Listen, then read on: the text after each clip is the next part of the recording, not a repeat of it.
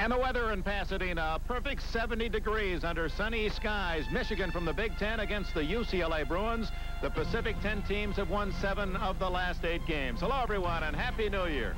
I'm Dick Enberg, and I'm working today with Merlin Olsen, the Grand Marshal of this, the 94th Tournament of Roses Parade. And at the moment, as you can see, Merlin and his family are about to make the grand tour around this stadium and acknowledge the 104,000 fans. He joins an illustrious group: Bob Hope, John Wayne, President Ford, and others, to be so honored. Right now, let's go to New York and Len Berman. Thank you, Dick Enberg. The final seconds being run off the clock in Tempe, Arizona. 32-21, Arizona State celebrating their coming off probation today with their victory over Oklahoma. It is now a final at the Fiesta Bowl. We'll be going to the Rose Bowl next in Pasadena right after these words from your local station. Bo Schembechler. After 5 tries, the Wolverines gave Schembechler his first Rose Bowl win 2 years ago. And leading the Michigan offense is number 1, Anthony Carter, one of the most prolific receivers in college football history. A 3-time All-American who averaged a touchdown every 4 receptions in 1982. And from the Pac-10, the UCLA Bruins, 9-1-1, and ranked 5th in the nation. Terry Donahue has played here, but never coached in the Rose Bowl. After 7 seasons, he gets his chance today. And leading the potent Bruin offense is quarterback Tom Ramsey, the number 1 rated passer in major college football and co-MVP in the Pac-10. Earlier this season, Tom Ramsey riddled the Michigan secondary for more than 300 yards. Ramsey, Carter, Schembechler, Donahue, UCLA, and Michigan. NBC Sports presents Rose Bowl 1983, a preview of the 69th annual Rose Bowl, brought to you by Toyota, who remind you it's a good feeling to buckle up for safety. By Kentucky Fried Chicken, we do chicken right. And by the investment firm of Smith Barney. They make money the old-fashioned way. They earn it. Bathed in sunshine, Michigan and UCLA in the Rose Bowl. 104,000 fans, a huge birthday cake here in Pasadena. It's the 69th birthday of the granddaddy, and it figures to be a high-scoring game between the Big Ten Wolverines and UCLA from the Pac-10. The theme this year, rejoice. Oh, we can rejoice at the weather and what should prove to be a most interesting matchup. They've played 3 times now, counting this one. In this last year, Michigan dominated UCLA in last year's Bluebonnet Bowl. Then last September in Ann Arbor, UCLA down 21-0, rallied to upset Michigan 31-27. But this is the first time in the bowl. Now let's go to Bill McAtee. Of course, is a game of great tradition. UCLA and Michigan are 2 of the traditional powers in the Pac-10 and the Big Ten. But Terry Donahue is coaching here in the Rose Bowl for the first time. Bo Schembechler has been here 6 times, but won only once. And with the conferences becoming all the more balanced every year, how these teams got here this year was anything but traditional. To get a real perspective on this game, you have to go back a year and a day to Houston, Texas. New Year's Eve, 1981, the Bluebonnet Bowl. And the Wolverines had things very much their own way, ripping the Bruins 33-14. But then September 25th, 1982, after Michigan had jumped out to a 3-touchdown lead, UCLA stormed back. Tom Ramsey threw for 311 yards and 2 touchdowns as the Bruins beat the Wolverines for the first time. For Michigan, their season came down to this play. Against the University of Illinois, the Wolverines stopped Dwight Beverly on 4th and goal, saving a touchdown that could have sent Ohio State here today. Michigan won it 16-10. UCLA's road was no easier, facing what looked like impossible odds. The final game of the season against USC, with the combination of Arizona State beating Arizona and Washington State beating Washington, it came down to this 2-point conversion with no time left. The Bruins sacked SC quarterback Scott Tinsley and won it 20-19, which brings them here today for the first time since 1976. We're minutes away from the kickoff of the 1983 Rose Bowl. In a moment, a look at 2 of the stars. We'll be back. Here today from the Rose Bowl, it's performed by the University of Michigan Marching Band.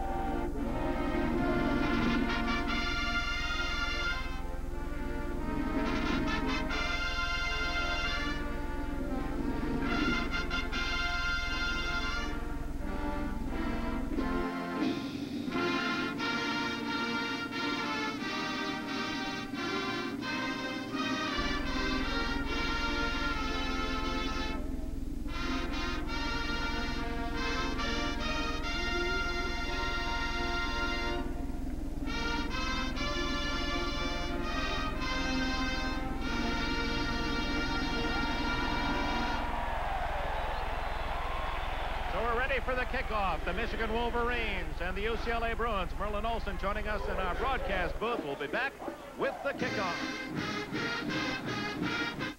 Aloha. Wolverines.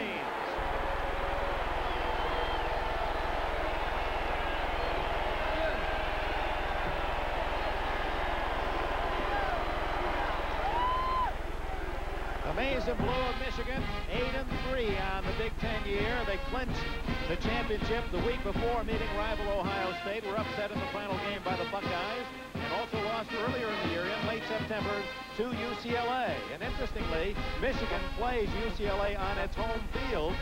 For those of you who have not noted it, the Bruins, after a long relationship with the Coliseum in Los Angeles, this year moved their home field to this stadium, the Rose Bowl. So they're playing on their home turf.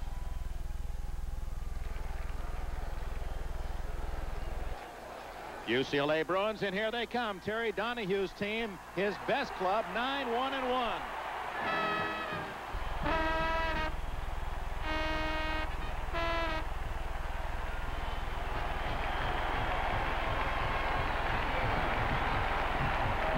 They were tied by Arizona and lost 10-7 to Washington. Just a handful of points away from a perfect year for the Bruins.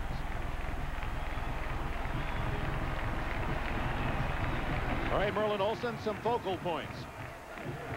Dick, I think the first thing we have to look for is whether UCLA can control the great Anthony Carter, and if they can control him and also control the Michigan rushing game. Michigan is certainly one of the great ground control teams in the country. Tom Ramsey, on the other hand, is going to try and have a hot day like he had before against them. Will his line give him time? Those are the questions we're going to be trying to answer, Dick. The Grand Marshal customarily is honored again by flipping the coin to decide who kicks off and receives. That honor has been handed off from Merlin Olsen to his 9-year-old son, Nate. There's Nathan, handsomely attired. He's been practicing all week and flipping that commemorative coin. And here's a great moment. The rose is the head. The replica of the stadium is the tail. Nathan Olsen is going to flip the coin. You call it the air, and he's going to let it fall on the ground. Okay, Nathan. Head. Okay. It is a head. You get this coin, and you will be presented, each one of you, with a commemorative coin to keep. You are going President to of the receive, 94th Tournament of Roses, Thornton Hamlin, you saw, congratulating the captains from both sides. Okay, all the captains will receive copies of those coins. And, of course, Michigan won the toss. They're electing to receive. UCLA will be kicking off. Referee and this mixed crew of Big Ten and Pac-10 officials. Referee John Presley has the teams ready to go, and we'll be back with this, the 69th Rose Bowl game, after these messages from your local station. Sunday game to beat a Pacific 10 entry in this Rose Bowl in the last 8 innings, as the West Coast has dominated 7-1, and they've won 11 of the last 13 after it was the Big Ten that was overwhelmingly the winner in the early years of the Pac, started after World War II. Nick, we've talked about the two players we're going to watch most, Anthony Carter and Tom Ramsey. But in talking to the two coaches, I think the thing that's on their mind is how much psychological advantage Michigan gets from that earlier loss to UCLA. That's been bothering Terry Donahue as he prepared, and of course Bo Schembechler has whipped his Wolverines with that reminder. Kicking off, Ken Potter, number 4 for UCLA. They have 2 place kickers. John Lee tries most of the extra points and field goals. And deep to return, Anthony Carter on the near side and freshman Steve Johnson on the far side. 70 degrees at kickoff. And we're underway. Potter booms it out of the end zone. So the Wolverines will open at their 20-yard line. The Maize and Blue, 8-3 on the year. And on offense for Michigan, Steve Smith is the quarterback. Freshman Dan Rice at fullback. Lawrence Ricks, 1,300 yards rushing on the year, all Big Ten performer. Vince Bean at 1 split end position. The All-American 3 times, Anthony Carter. Craig Donahue, the tight end. On the first play, it's Ricks left at the line of scrimmage, a 1-yard game. Lee Knowles, number 85, one of the inside backers for UCLA with a hit. The line for the Michigan Wolverines and a couple of all Big Ten performers. There's one of them, left guard Stephen Humphreys. Dixon also made all Big Ten. Diorio the other guard. Stringer a tackle. James at the other tackle spot. Second down and 8 for Michigan.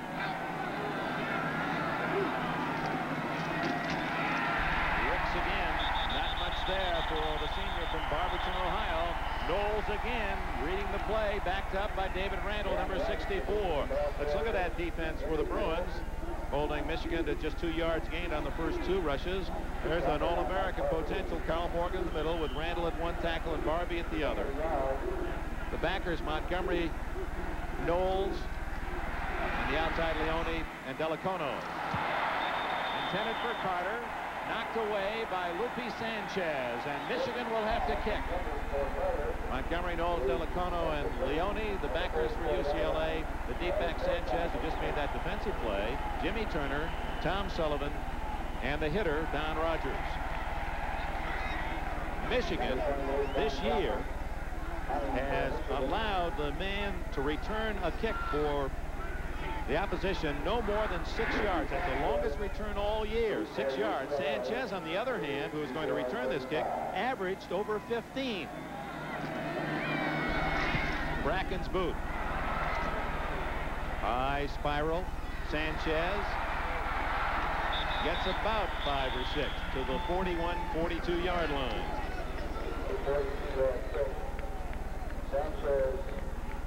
42-yard punt, 7-yard return. The offense for UCLA.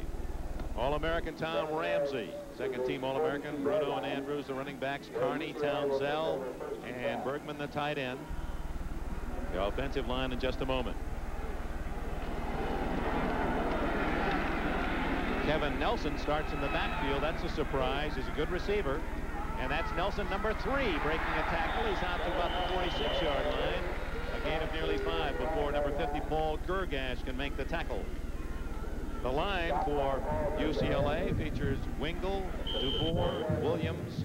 Eatman moved from defense, and Love. Eatman moved 4 games ago from defensive tackle to offensive tackle. Terry Donahue feels a very important change has helped the running game for UCLA. From the 45. Not much there. As tripped up is Danny Andrews, number 24 at the 48-yard line. It'll be 3rd and nearly 4. The defense for Michigan. Tough against the run. Sensich is the nose guard with Caraway and Brooks at the tackles. Gergash and Bourne, the 2 leading tacklers inside. Thompson, the good rush man, and Rose are the outside backers. With Bostic, he's an all Big Ten performer. Cooper, Body, and Burguy, the deep 4. 3rd and 4, UCLA at its 48. Ramsey's first throw of the game. Completes it. And I don't believe enough for a first down at the Michigan 49-yard line. It appeared to be Bergman, the tight end. One of the things that Tom Ramsey does so well, Dick, is to scramble out of trouble. He's running against the grain, has to throw against his strength here, but puts the ball on target at the last second, gets it into the hands of the receiver, but it's short. They won't get the first down. They'll have to kick it away. That was Kevin Brooks, number 52, that pressured Ramsey. Kevin Bunifay, sophomore from Tulare, California. There's his average on the season, 42.5. Carter, the All-American back at the 13-yard line. Beautiful spiral. Carter's going to field it at the 3-yard line. Runs into his own man, and now he has blockers. And if it weren't for a lot of white jerseys, his own teammates, he had a path on the far sidelines. He could have gone all the way. 46-yard punt. 7-yard return for Carter. Michigan will have the football deep in its own end with 11:42 remaining in the first period. We have no choice. This 1983 Rose Bowl game brought to you by Toyota. To remind you that it's a good feeling to buckle up for safety. By Goodyear, makers of Arriva, the all-season radial. By Sharp Electronics Corporation. From Sharp Minds come Sharp products. and by Lowenbrau. When you want the taste of a truly great beer, there's really only one. Tonight, let it be Lowenbrau. Michigan and UCLA each with a possession, unable to move the ball. Now with 11:42 remaining in the first quarter, Michigan starts from its own 9-yard line. Lawrence Ricks outside, 15, 20, and bumped out of bounds. A first down at the 25.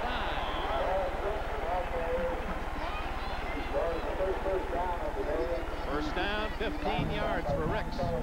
Lawrence Ricks, the #1 producer for the ground game of Michigan.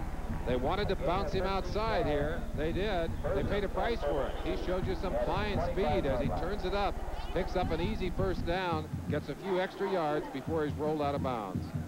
Looking at it from ground level now, you see the move outside. Blanchard Montgomery, the man that pushed him outside, a miss there by Sullivan. Excellent play. From the 25, they give it to the fullback Rice, and there's not much there at all. Eugene Leone, number 33 from Ambler, Pennsylvania. Lee Knowles from Huntington Beach, California, the tacklers.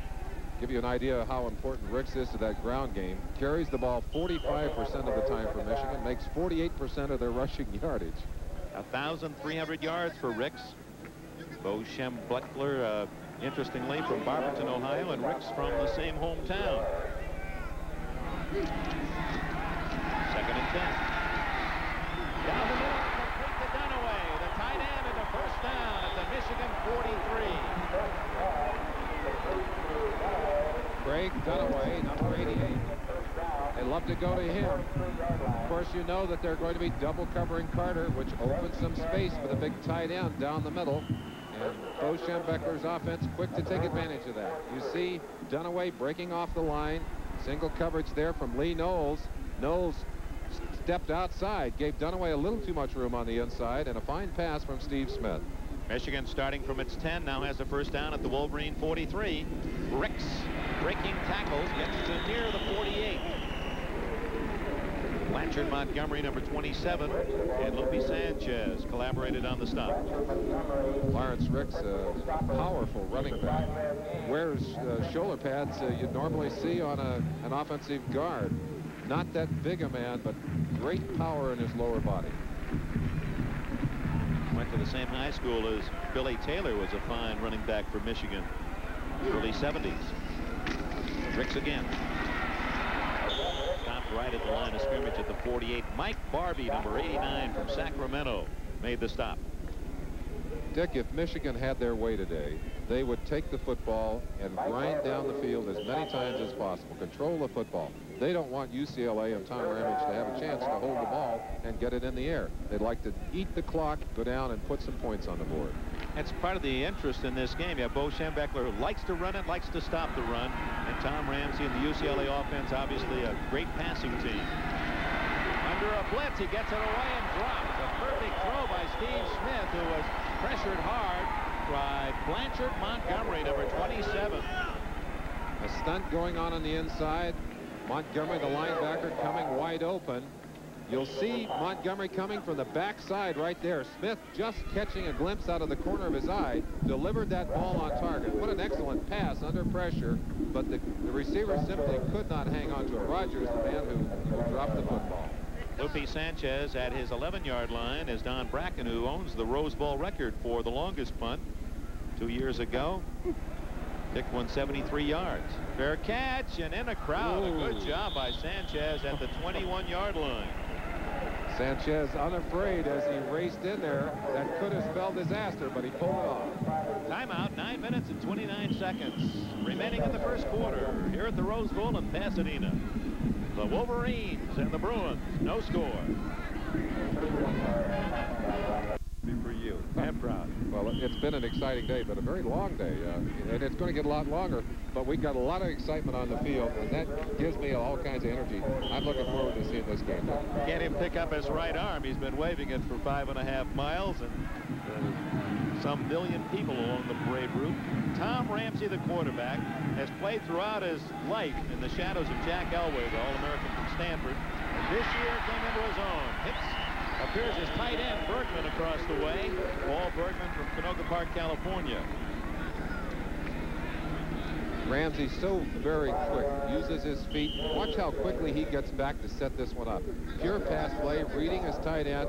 He had another receiver downfield. Could see that he was not going to get the shot open and rifled it outside, put it in perfect position. 5 yards in the play. Out of the eye this time, Nelson. He has a first down at the 36-yard line. Kevin Nelson, the younger brother of the Minnesota Vikings rookie Darren Nelson, who was an All-American at Stanford. 10 yards for the junior from Los Angeles. Dick, will see a lot of backs alternating for UCLA. Nelson, one of them. The reason for that is that Coach Donahue doesn't feel that he has a dominant back, and he's got a lot of small backs, 5'10", 194 pounds, but not a tough. And now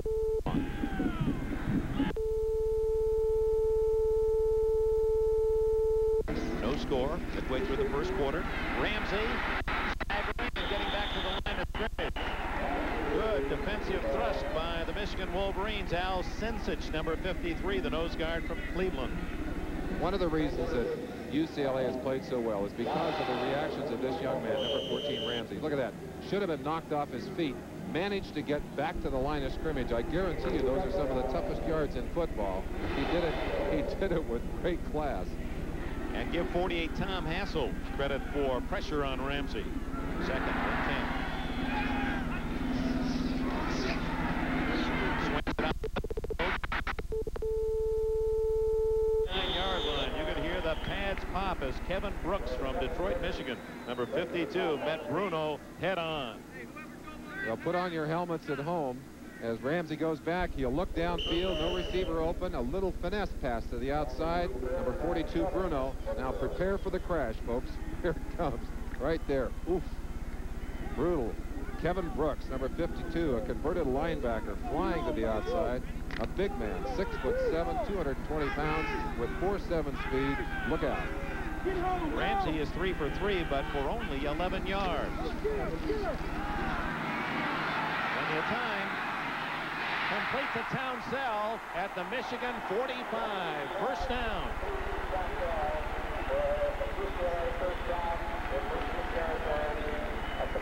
JoJo Townsell, an extraordinary receiver at the college level. Has a great feel for patterns. Look at him. Look for the opening in that secondary, and has great hands, great concentration on the ball. Has made some catches during this year that are truly outsizing, and Ramsey knows how to get that ball into his hands.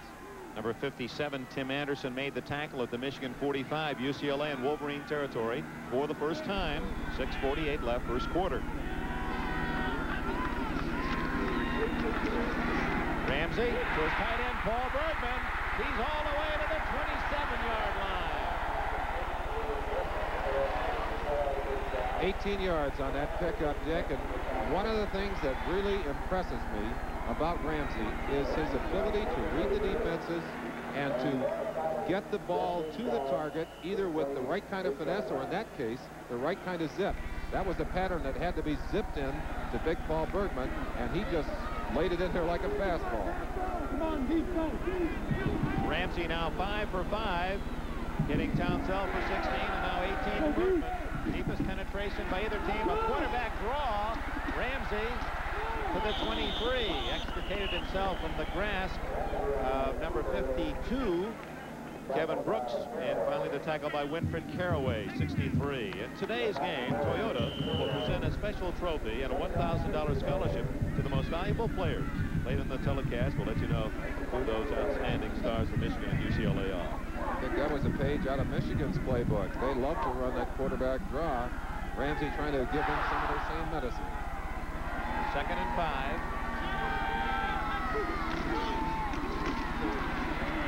The 24, Andrews.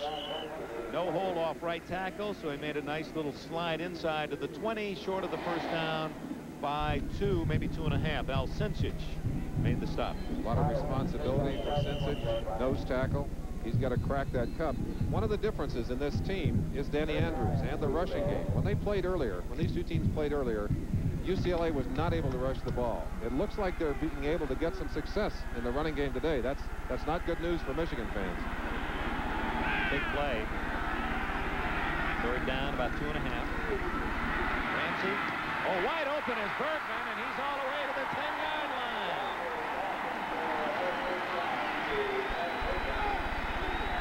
It appears Michigan's deep defense looking for the speed of Townsell, and Carney and Bergman slipping in underneath. The much publicized deep threat, the bombs, they're shutting that off. They're hoping to let these go underneath and then come up and knock the ball loose. But they're not getting it loose from Bergman there. One reason that Bergman was so wide open, look at the coverage and the pressure they're putting on Townsell down deep. Townsell breaking to the outside. Cormac Carney breaking to the inside on the other side of the field. But they're hitting him short. They could get a first down by inches without a touchdown. Frank Cephas, number 46, his initial carry. Junior from Newark, Delaware, gets the ball to about the 8-yard line.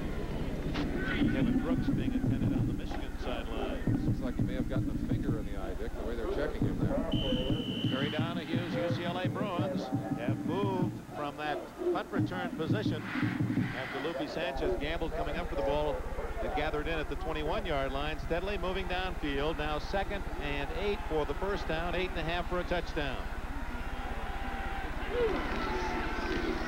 Andrews dragged down for a loss by Paul Gergash, number 50, the all Big Ten linebacker. I asked Tom Ramsey to name the players that impressed him most on this Michigan defense. The first name he gave me was Paul Gergash. He said he's so quick on the inside, such a good nose for the football. It's very tough to fool him. You saw that there as he read the play very quickly and then ran right with the running back to knock him down.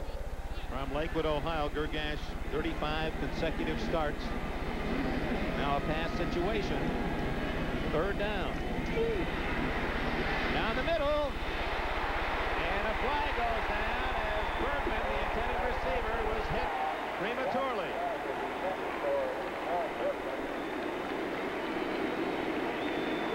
Give you a chance to sense this play coming right into your living room, coming from right to left across your screen. Now you'll see the receiver coming in, the contact right there, well ahead of the ball. Mark Ferguson, the man that grabbed him, pulled him down. Tom Ramsey being given the option here, and obviously will take it. It'll put them in a good position, very close to the goal line. Pass interference. First down.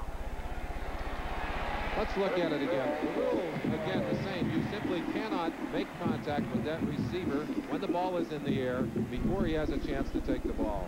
No question about it. And Ramsey, how did he feel about it? Well, we'll give you a look. Quarterbacks will take their yardage any way they can get it. He said, hey, you can't interfere. Hey, you can't let him get away with that. Okay. Right. 1st and goal outside the 2. This is Nelson. He has knocked out of bounds. He was as close to a touchdown as you can get. They'll mark that one just inches away. Some good defensive pursuit. Gergash and Thompson when it appeared that Nelson had the score. Robert Thompson, number 99, Gergash, number 50 there, but it's really Thompson. No, it isn't. It's Gergash from the inside with a polish job by Thompson to get him out of bounds, but he's very close. About 3/4 of a yard to go. And this is where UCLA will miss one of their tight ends. And Verness Scott, number 37, came in late, and they could see they're going not get the play off in time, so Ramsey elects to call a timeout with a ball inside the 1-yard line and no score. 3:34 left, first quarter. Gabriel Mountains offering a backdrop on the 70-degree day. Happy New Year from Pasadena. Tom Ramsey, the quarterback, less than a yard from a UCLA touchdown in this scoreless first quarter. Sneaks it. And no signal yet. They say they stopped him just shy of that final strike.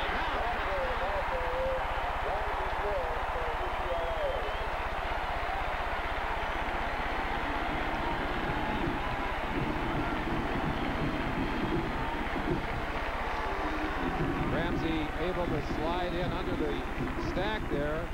Referee not willing to call it until he saw where Ramsey ended up. But great second effort by Ramsey as he just pushes and pushes.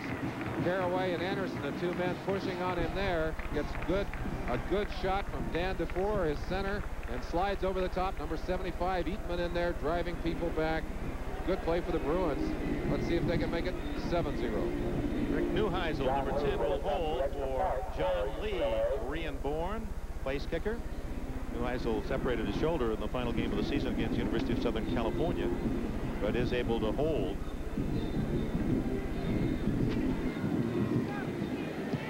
Lee's try is perfect, and with 3 minutes and 27 seconds remaining in the first quarter, the UCLA Bruins of the Pacific 10 have taken the lead. 7-0, 3:27 remaining, first period.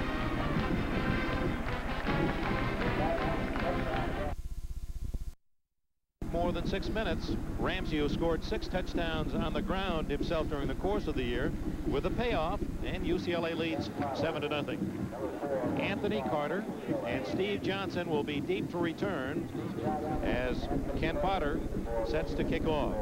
Carter, who is such a tremendous all-around athlete, and now that he's in his final collegiate game, will be used on all punted kickoff returns. Potter didn't give him a chance the first time. Let's see about this one. No. That's one way to defend Anthony Carter. Well, NBC is proud on January 15th to present the Hula Bowl, the showcase of senior talent in college football, live from Honolulu. Such players as two-time Outland winner Dave Remington, explosive running backs Eric Dickerson, Kurt Warner, quarterbacks Dan Marino and Tom Ramsey. They'll be displaying their talents prime time here on NBC Sports, January 15th at 9 p.m. Eastern Time. Carter in motion, in trouble, breaks one tackle, and is bumped out of bounds at the 19-yard line. A yard lost by Lupe Sanchez. Neil Delicano, the man that confronted him, but Carter showing his extraordinary quickness. Now watch this. Delicano has got him dead to rights. A little stutter step, a little bit of power to the outside, and Carter turns a sure loss into a small gain, or perhaps a short loss. Actually, he's a yard behind the line. But what looked to be a short 10-yard loss, he's able to get back to almost the line of scrimmage. Second down and 11 for quarterback Steve Smith. It's Ricks. No, Smith himself will keep. He is smothered in UCLA blue.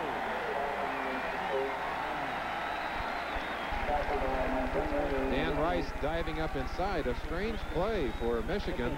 It looked to be a delayed kind of setup, almost a delayed option, as he faked the ball to his fullback diving up inside and then took off to the outside on an option. Did not make much yardage. Going to make it third and over 9 yards, almost 10 yards. Probably going to have to throw the football here, Dick. Bo Schembechler, who would rather run it, but looks at 3rd and 10. Smith. Ooh. Dan Rice, as he hit by Lupe Sanchez at the 23-yard line. Now Rice, the fullback, 3-yard gain, and Sanchez from Visalia, California, makes the play. Lupe Sanchez starts his responsibilities on the line with a bump on Anthony Carter. Reads the play and levels Dan Rice. A very physical secondary for this Bruin contingent, and they'll come up and knock the ball loose. That was a heady play by the junior, Sanchez. Don Bracken in to punt, and Sanchez drifts back to his 40-yard line. 7-0 UCLA, 2 minutes left, first quarter.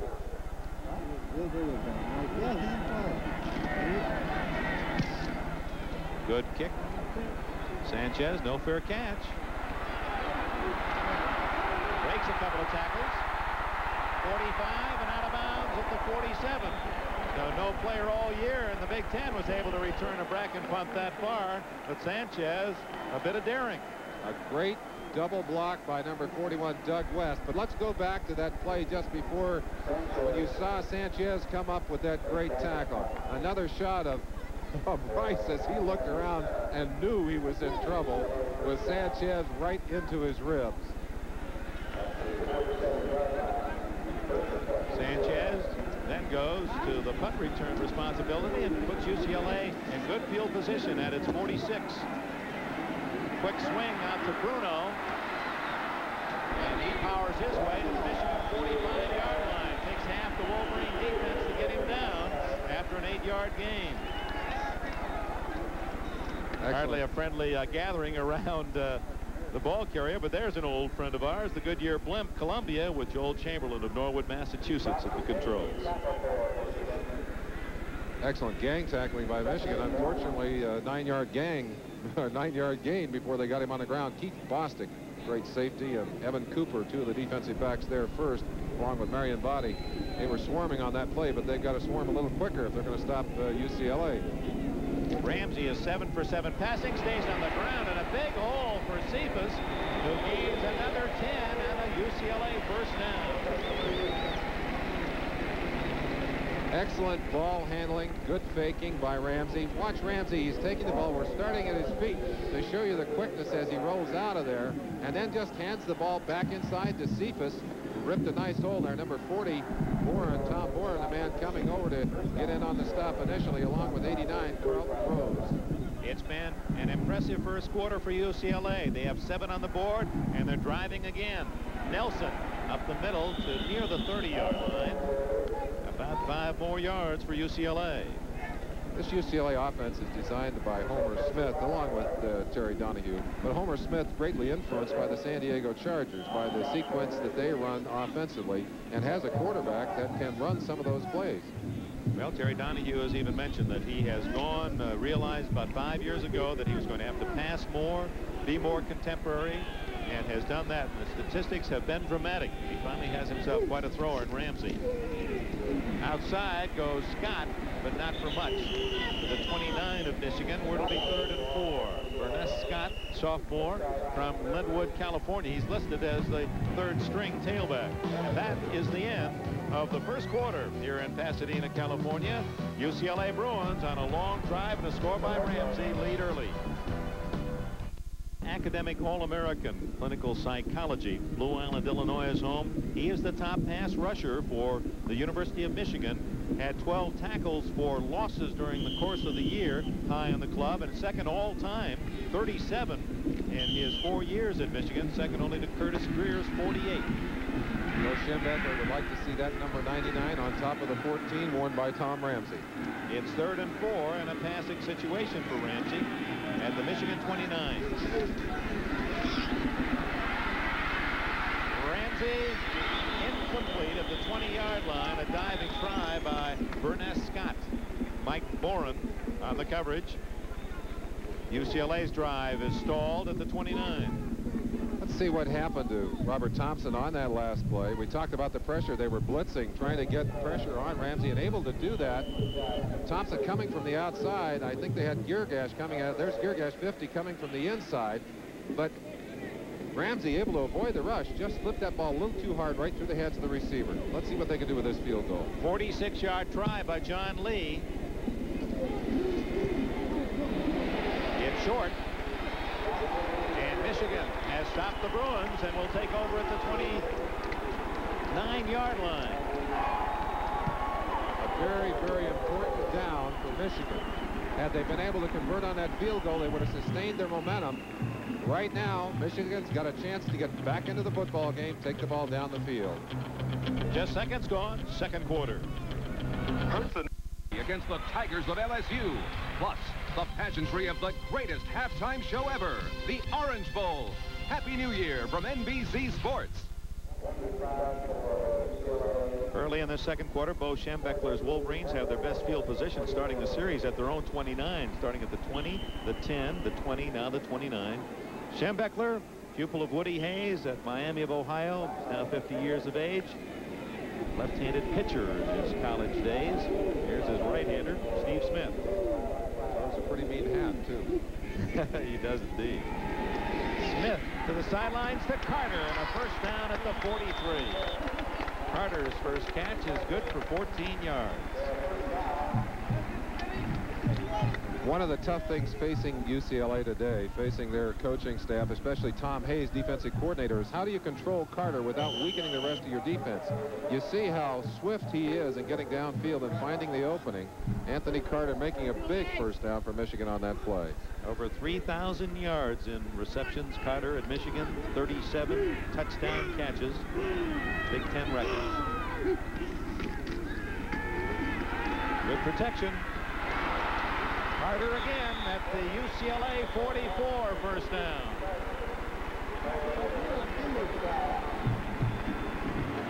Anthony Carter in traffic, catching a bullet of a pass as he just breaks down into a little hook pattern. Watch that ball. Very hard throw, and it's excellent job by Don Rogers. 32, Tom Sullivan, one of the men responsible for the turf that Carter's trying to open up. That's Bean that he was working on there. And as he went out with Bean, he opened an alley for Carter behind him. Two good throws by Smith. Now on the ground to Ricks. And he's hit shy of the 40-yard line by Mike Barbie, senior starter from Sacramento for UCLA. Michigan coaching staff talks about Steve Smith in much the same way that I think UCLA talked about Ramsey a year ago. They feel he's making that kind of progress. Needs to take the next step upward now. Of course, he can do that if he can learn to read defenses effectively, learn to sense the rush, learn to take advantage of the opportunities offered to him by the defense. Smith, a junior from Grand Blanc, Michigan, an excellent runner. He has 4.5 speed. He may be the fastest back on the Michigan squad. He's going to use it here. Oh, trying to cut at the 35. He goes down a couple of yards short of the first down. Well, brings up a question. Michigan plays on a home field that's an artificial turf. They're playing on grass today. Dick, the only other game they've had in this entire season on natural turf was against Notre Dame, and they played lousy football by their own admission. Little quarterback draw here. Plan play by Smith. Now watch him as he tries to cut off the inside foot right there, and just simply could not hold the cut on the inside foot. You can do that on artificial turf. Big play for the Wolverines. They give it to Ricks, and he's toppled shy of the first down. Knifing through was number 51, Tommy Taylor, for Terry Donahue's Bruins. Taylor from Chattanooga, Tennessee. Did he submarine? And they're going to go for it on a fourth down, just about a yard away from it. Anthony Carter checks in with a play. Schembechler sending them in from the sideline. Milt Parsons, number 83, tight end, comes out. Trailing 7-0.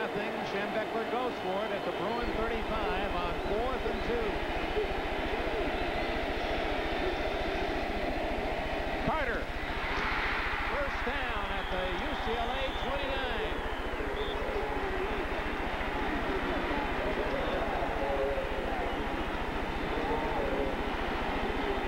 Bo Schembechler normally plays it pretty close to the vest. Terry Donahue's shaking his head. He said, why is he going to go for it there? But of course, he's got Anthony Carter, number 1. Steve Smith shot that ball out there. Anthony handled it beautifully. Many nicknames for Carter, number 1, so they call him Ace. Stands for the 1, and also, in fact, he is just that. Ricks diving to about the 23-yard line. Don Rogers, the tackler, gain of nearly 8. Michigan with a drive, and Carter's 3 catches certainly instrumental in their ability to maintain possession. Dick, a very cleanly played ball game so far. Only 1 penalty so far in the game. Few mistakes on either side. Both teams seem to be playing excellent football. 7-0 UCLA, 11:35 left in the second quarter. Ricks again, and he appears to have the first down inside the UCLA 20.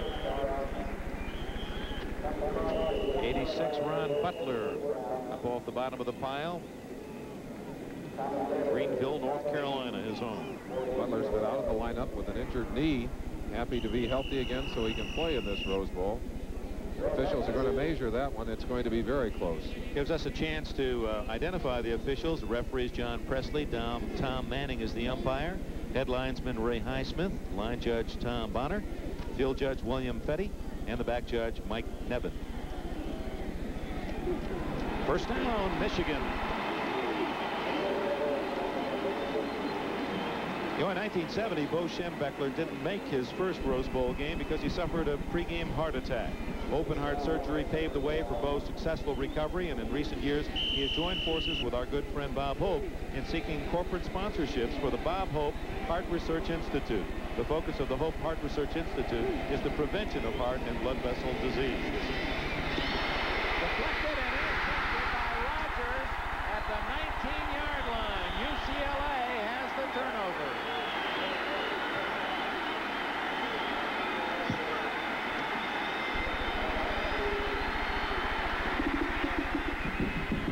That's the kind of mistake that Steve Smith can't really be blamed for. He put that ball in the hands of the receiver. It simply skipped out. But again, a young quarterback at times puts a little too much shot on that ball. Goes right through the hands of his receiver, almost through the hands of Rogers, who's able to pull it down. Vince Beam trying to strip the ball out from behind him. Let's see what kind of rifle he puts on that ball. But he really shot that thing out there. Just unable to handle it there. Second bounce, UCLA ball. Well, he was throwing for Rogers, but he found the wrong one catching it. At the 27-yard line goes Danny Andrews. Rick Rogers, who dropped the pass earlier, appeared to be the man who had his hands on that last one. Deflected into the secondary to Don Rogers of UCLA.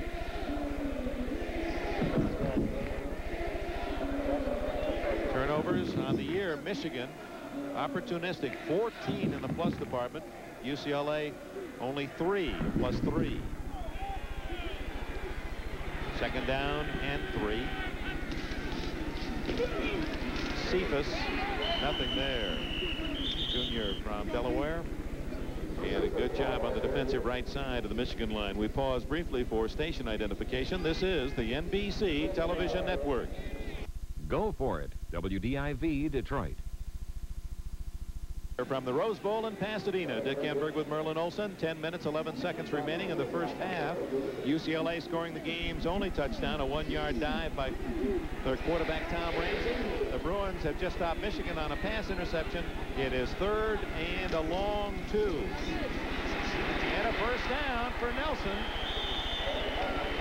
Kevin Nelson has been a bit of a disappointment for UCLA this year. The Pacific 10 Skyriders in the preseason voted him as the potential back of the year in the conference, and yet he lost his starting job to the freshman Danny Andrews, but trying to win favor back from Donahue with his play in this first half.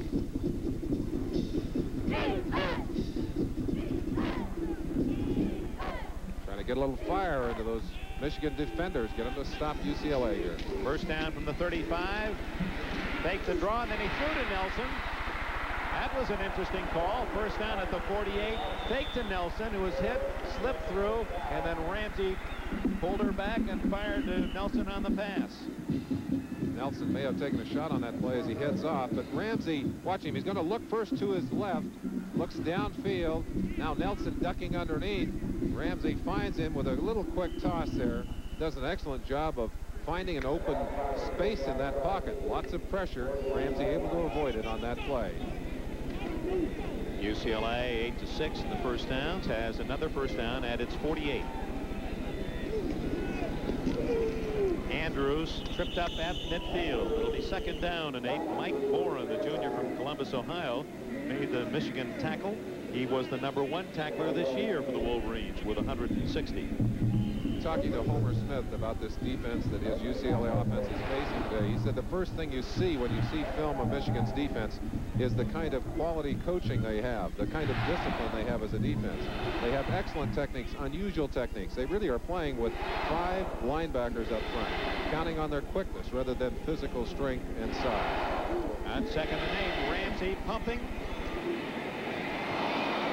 Couldn't find his man at the 35-yard line. Townsell lost his footing, and a pass that looked as if it might have interception written on it. This turf is excellent. You've got great footing out there, and Townsell just found a slick spot there as he kind of tripped on himself. Watch him here. His feet are going to go right out from underneath him. He tried to put the brakes on to get back to that football. A shot of Ramsey now. You see the quick fake by the quarterback. Almost a pitcher's motion. Boy, he gets that ball away in a hurry, and he was sorry it was dropped too. Third down and 8.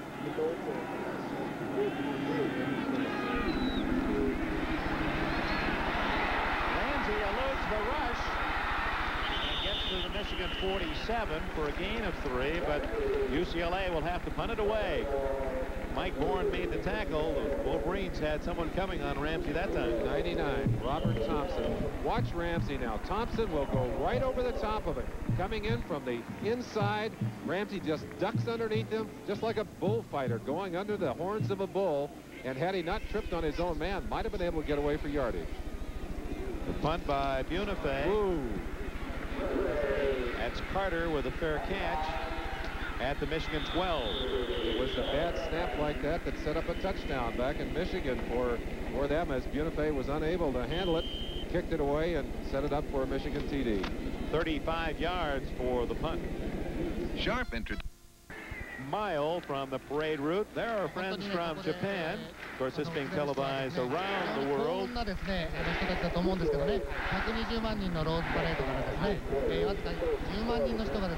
And we thought it might be fun for you to hear them call this first down for Michigan from its 13-yard line, the Wolverines ball.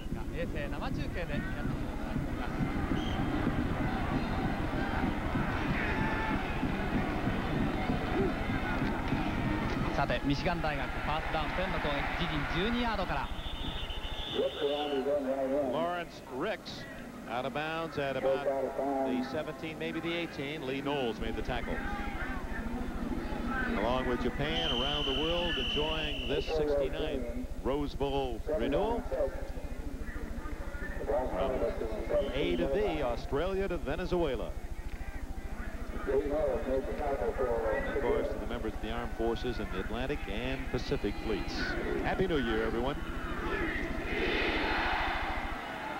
Smith with a little swing. Ricks at the 20-yard line. Swarming defensive play again by the Bruins, led by Carl Morgan, their all-conference nose guard from Houma, Louisiana, and Neil Delacono. He's also from Louisiana. Baton Rouge decided to migrate west. Delacono, one of the coming stars on this defense. Interesting that Michigan, although it runs a fine draw play, has, in this season anyway, really never been able to get their screen plays to work. Art Velardos carrying plays in. Both coaches sending messenger guards in or messengers in with plays. 3rd down and 6. Smith going to run it, has some room. Ooh, is he hit at the 26-yard line. Rogers again. Don Rogers, he just sacrifices his body, and Smith unable to get up. Don Rogers said that Kenny Easley, who was the great All-American, taught him how to do this. That's that delayed option again. You saw the little delay there, fooled UCLA, but watch coming from the left side of your screen, number 7, right there, Don Rogers. He said when they come into your turf, punish them. They don't want to come back. I don't know if Steve's going to want to go in there again or not. Well, in the game at Ann Arbor, a Rogers tackle on Anthony Carter sidelined the Michigan All-American for part of the game. Smith coming off the field momentarily. That will put Dave Hall, number 7, into the game in his place. Hall has not played a lot of football. That certainly would be a blow if Smith was unable to continue. Looks as if he's all right. Hall from Livonia, Michigan, is a junior. He made a brief appearance in the 1981 Rose Bowl game. Good all-around athlete, also a member a year ago of the University of Michigan basketball squad. Is he a triathlete, Dick? Triathlon? No, not a decathlete. Junior decathlete, yes, indeed. Finished 2nd in the nation as a junior decathlete. Ricks out to about the 29-yard line. Well, every time a Wolverine player goes down with a ball, there's about 5 Bruin jerseys on him. That time was Barbie up front and Sullivan from the safety spot. One of the marks of a great ball carrier is the ability to stay behind the blockers, to set the blockers. You get a feeling for that. Stephon Humphreys, number 76, out, gets a good block. Ricks in behind him. But boy, he ran into a whole stack of blue jerseys. Watch the shot here from Donahue, the tight end, number 88. Using his hands and body to try and get a piece of that one. Whistle sounds, maybe too much time for Michigan before they executed the play. And of course, with a new quarterback, Hall, things are not going to operate quite as quickly nor as efficiently. Steve Smith is not far from that sideline. They're checking his ribs, I believe. They've got him down on down next to the bench there, and the doctors are peeling his jersey off of him. Michigan quarterbacks wear as part of that shoulder pad almost a flak a jacket to protect against hits like that. But that was a vicious open field tackle, clean but hard by Rogers. You can see the pain. I think he's got a rib problem. It's still second down. Movement before the snap with the call. So it's second down and 12. Michigan trailing 7-0. 5:45 left in this first half. David Hall to Carter. You don't have to be a Phi Beta Kappa to know the number to look for downfield. That number 1, Carter, who has his 4th catch of this first half. AC. And that's electricity. As he gets down, just breaks a simple pattern to the outside. Hall is a little late with the throw. Carter ready to receive that ball, but came back to the football. Again, the mark of a good receiver. Had he waited for that one, it might have been intercepted. 3rd and a long one from the 34. Ricks has the first down, I believe. Lupe Sanchez finally came up from the left corner to make the tackle. Smith's in pain on the near sideline. They're checking his right shoulder. And it's quite, well, no, it's his right arm. Now, or perhaps they're going to just strap that shoulder down. That's what it is. I think a shoulder separation, and that is bad news because that's his throwing arm. That might mean that we will see no more of Steve Smith today, and the fine junior quarterback who has done so much to help his team to a winning season and a berth here in the Rose Bowl might be sidelined the rest of the day. David Hall, who threw the ball only 14 times the entire season, 7 for 14, takes charge. On first down, Ricks to the 40 of Michigan, a gain of nearly 4. Let's go back and see that hit again on Steve Smith. Coming from the right side of your screen now, number 7, right there. And you see the shot as the arm lifted up. Rogers coming in underneath in the rib area, but lifting up into the shoulder and into the arm. It is a different, as you see Smith now disappointed, obviously, and hurt. He is reduced to a spectator's role. His replacement Hall way off the mark on that attempted pass to Eddie Garrett, number 32, a freshman from Milwaukee. Certainly a different throwing motion from Dave Hall, number 7. Let's take a closer look at him as he goes back. A little bit stiff in his movements. Does not have the appearance of a great athlete, and yet, as you said, is a great athlete. Kind of throwing in a stiff motion, too, and I think tentative. I think afraid a little bit. Quarterback's got to be able to pull the trigger. But when you've only thrown 14 passes in a season, it's difficult to come off the bench and step right in and play.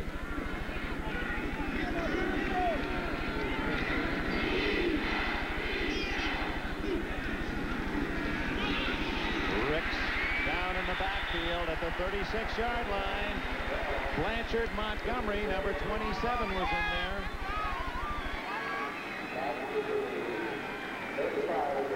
Dick, when you put a second-team quarterback into the game, one of the first things you'll see a defensive coordinator do, and I'm sure Tom Hayes is already doing it, is throwing the blitz at him to check him out. Second-team quarterbacks don't usually read as well. Consequently, they aren't able to take advantage of the blitz. Bracken to kick. Will deliver from his 26. Oh, did he hit that one?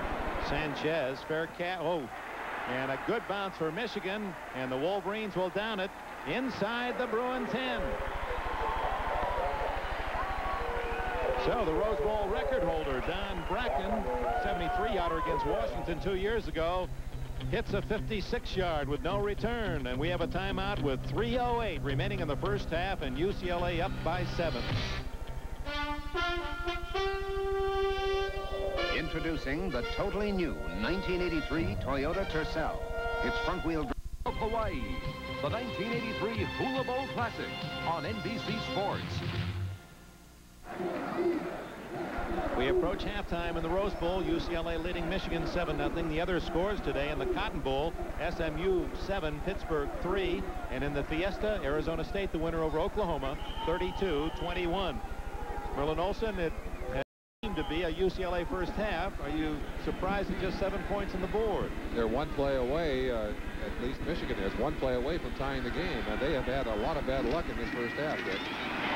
No bad luck there. Great defensive execution by the Michigan Wolverines, led by Carlton Rose, 89, from Fort Lauderdale, Florida. One of the things that happens to a team when they lose a quarterback, when they lose a star, is that the other members of the team, especially the veteran members of the team, the guys who are seniors and the guys that have been playing for a while, they suck it up. They come a little bit harder. On defense, they're going to suck it up a little bit. You'll see them coming harder here. They want a turnover. They'd like to kick the ball loose, get a chance at a touchdown themselves. On second down, Frank Bruno across the 10 to the 11-yard line. That'll be about third down and 7. Bourne and Gergash, two fine inside linebackers for the Maize and Blue, made the tackle as time ticks away at the end of this first half. Certainly had a lot of calls for those two inside backers today, as they are living up to their reputations as quick, aggressive football players. UCLA 4 for 7 third down conversions. Ramsey stays on the ground to Andrews. Out of bounds at the 18-yard line. That'll be very close to a first down. Robert Thompson, number 99, getting blocked by Duval Love. 67 gets outside, gets by a second block, and almost gets number 24, Danny Andrews. Andrews knocked out of bounds just shy of the first down. We're going to see a kick here for 17 coming in. Kevin Bunifay will punt for UCLA. And Carter should come up with good field position for Michigan. He stands back at the 44 of the Wolverines. They're after him. Rose just missed blocking it. A short kick and a fumble by Carter. And I believe UCLA has recovered.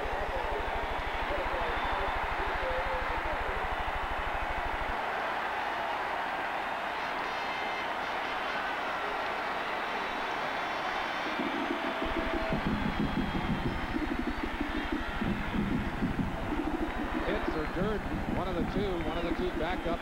Mike Durden backs. Mike Durden, number 29, in there to recover the football. Carlton Rose just barely missing that football as he dove the inside. Carter looked like wanted the home run, was looking for the open space, did not tuck the football away. It simply popped loose out of his hand, and UCLA gets a very big break here just before the half.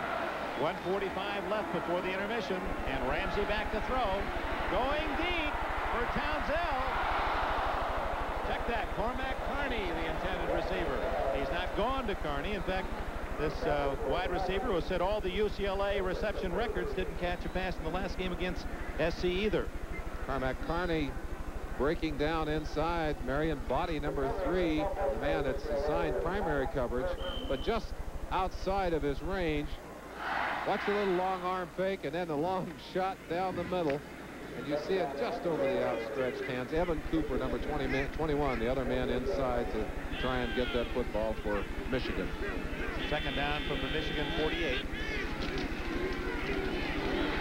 Ramsey outside away from Thompson. That'll be shy of the first down at about the 38-yard line. Mike Young, number 18, with a catch. Keith Bostic, the tackler. Very impressed with the way young Ramsey has learned to get away from pressure, to give himself some time. And right now, UCLA has called time, but you see the throw right there on the dead run to his left. And the receiver, Mike Young, just a simple turnout pattern.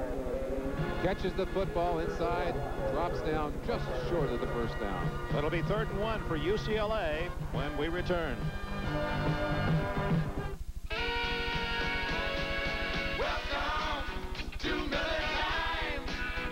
It's all yours, and it's all mine.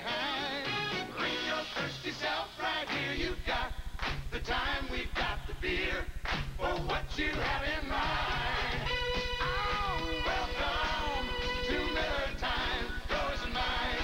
The best beer for the best time of the day, Miller High Life.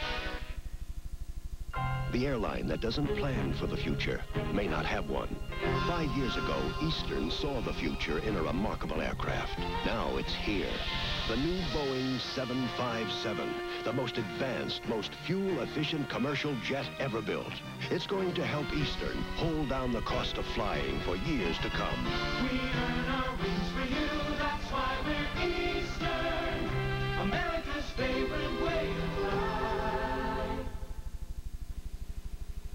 Honey, have I got news worth living for? Give me a break. It's moving to Thursday nights. That's right. If anybody asks you, tell them Nell told you so. Thursday. What was expected to be a high-scoring game has not developed in that manner. UCLA leading 7-0. They played in late September in Ann Arbor, and the Bruins prevailed 31-27. The Queen, this 94th. I know her because she lives down the street from me, Dick. Well, she had a great line yesterday at the banquet about, you know that this is truly America in which you live. I said, you know that we live in a democracy when the tackles get to ride in convertibles and kiss the queens.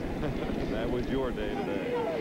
Whoa, little counter, and on the inside goes Cephas, and a first down at the Michigan 20-yard line.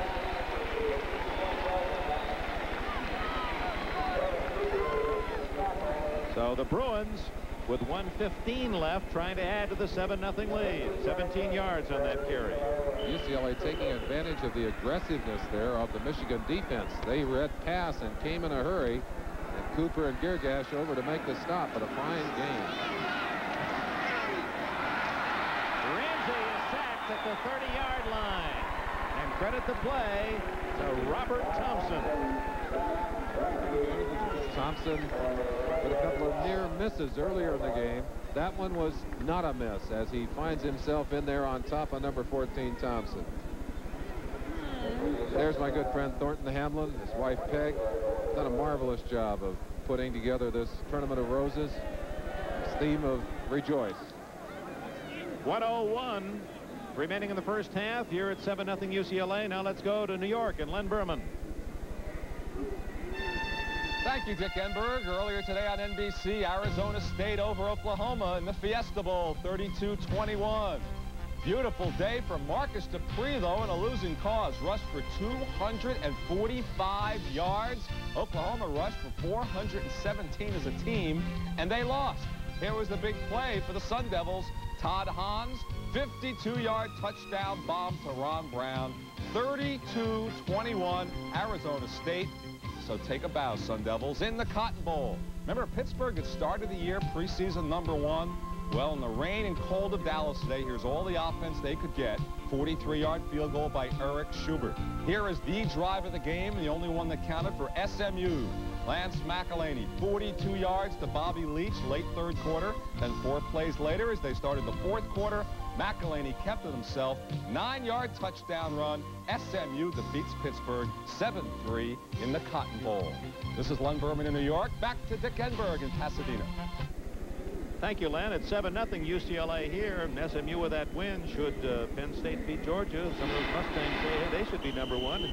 You got to listen to them. They've had a great year, and they are emotional high for them and bring them out in the second half with the edge. If they can stop them here, Dick, they can't afford to let UCLA score on this drive. Paul Bergman, the tight end, with another reception for the Bruins. It was his key catches on the touchdown drive in the first quarter. No huddle. They're coming right back at them. 45-44. See the seconds. That's the official clock. Third down. And that one thrown away. Burguy with good coverage. Gary Burguy, the senior from Ottawa, Ohio, Cormac Carney. Jerry Burguy picked on a little bit in that Ann Arbor game. Does not have the speed of some of these corners, but boy, he sure has good reactions. Right on top of the football, on top of Cormac Carney, doing a good job of knocking that ball away. We're going to have a field goal attempt here by number 25, John Lee. Lee missed one earlier, and this too is critical. Michigan would love to bat this one away or see it fall short as Lee's earlier tried it. He missed from 46. This one would be from 40. It's long enough. It's good.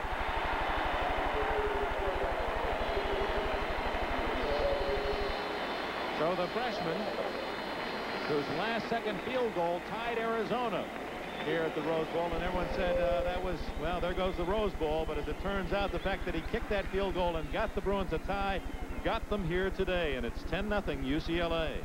For a freshman, just has had a fantastic season. Gary Moeller, defensive coach, I'm sure feels that maybe is as good as his defense could do on that drive. Did not want to give up the touchdown. They didn't want to give the 3 either. But at 10-0, they're not that far behind. They've got a whole half of football left. I'm sure you're going to see them come out roaring in the second half. We've got a lot of football left to play, Dick.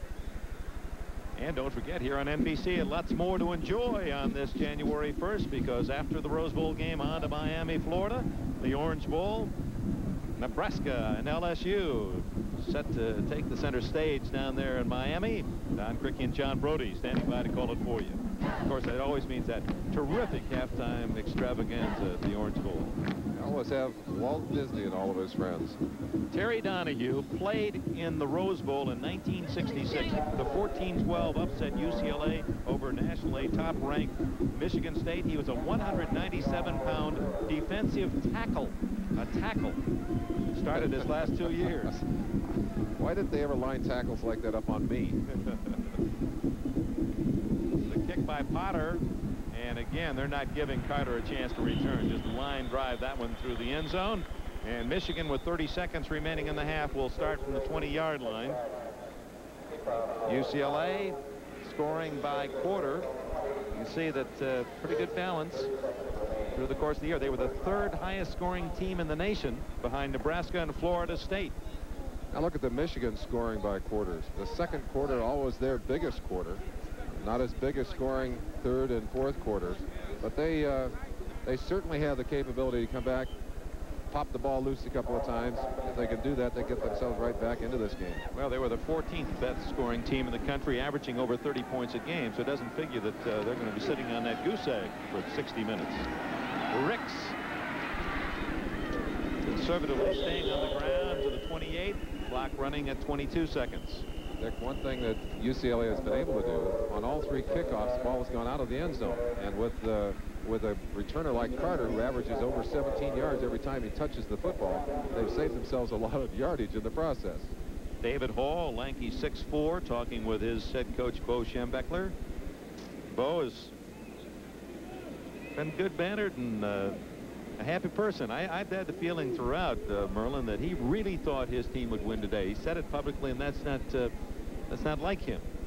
I think one thing that's helped his teams in bowl games is that he has become less intense and has ground them less. I think backing off a little bit. They feel that their field house back there, the fact that they've been able to practice, has helped them. I'm sure that's true too. But I think that when Bo was so intense for those games, he wound his teams too tight. It was difficult for them to play. Well, what a record. In 14 years in Ann Arbor at the University of Michigan, his teams have lost a total of only 27 games. That's less than 2 per year. And he's back in the bowl for the 7th time. He's a real coach. He certainly has the respect of all the coaches around the country, too.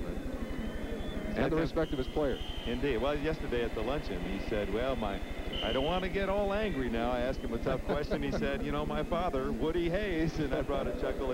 He has some of the same fire in the furnace as the former head coach at Ohio State.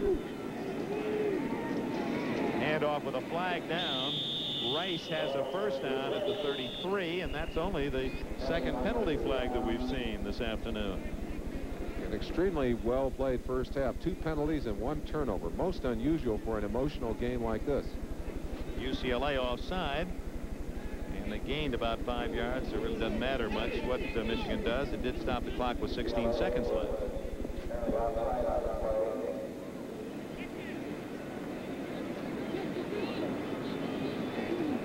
Schembechler out on the field of play as he gives his signal as to what he wants to do. Better drift himself back a little bit so he doesn't get penalized. But one thing, I have not seen Steve Smith on the sideline. I'm sure he's gone into the dressing room. They're probably checking him out. Offside, defense, first down.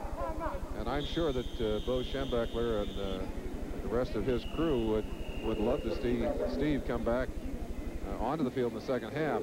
That might be possible, although he certainly seemed to be in a lot of pain as he left the sideline area. This large crowd, quiet at the moment.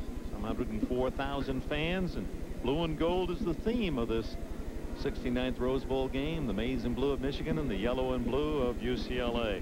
Well, we're off after the Rose Bowl to a game that we've been anticipating for quite some time. Here's the schedule on NBC tomorrow. Cincinnati Actually, that's Cleveland at Pittsburgh. I don't believe that's the Bengals. I hope that's Cleveland. At least that's what it says in my book. There might be a surprise for Forrest Gregg may wonder where he is going. Now we're going to go on down to San Diego, where the Los Angeles Raiders, San Diego Chargers are involved in what should be a most interesting matchup, a high-scoring team. The Chargers against the Raiders with a tough defense and Marcus Allen. And to the winner, perhaps a chance to play all of its games right here in California, including the Super Bowl here at the Rose Bowl. And as late as we got into this season and into the playoffs, that would certainly be an advantage. What a beautiful shot of this just gorgeous football facility. Now, folks, in the snow and cold of the Midwest and East, it really isn't that nice in California. It just seems that way.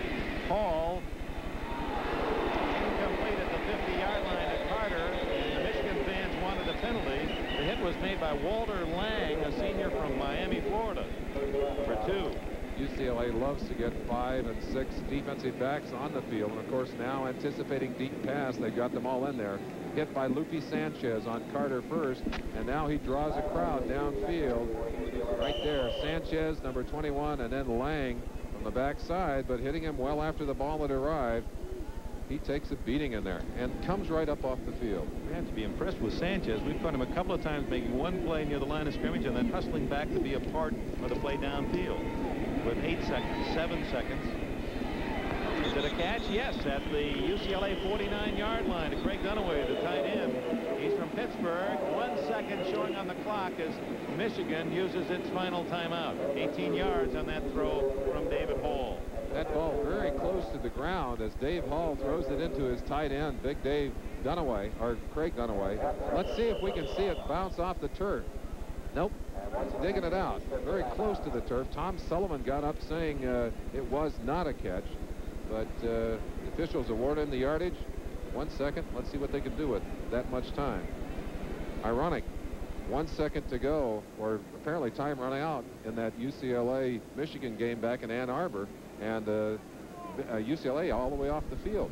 The officials called them back onto the field, put 1 second on the clock, and Michigan was able to get a three-pointer through the uprights. I want to talk about something else too, Merlin. David Hall in reserve for the injured Steve Smith reminds me of a Rose Bowl game not too long ago in 1976. Ricky Bell of the University of Southern California against Michigan was injured, remember? And we found out a new name that day. Charles White, a freshman, came in. He rushed for nearly 150 yards and scored a touchdown, and USC defeated Michigan that afternoon.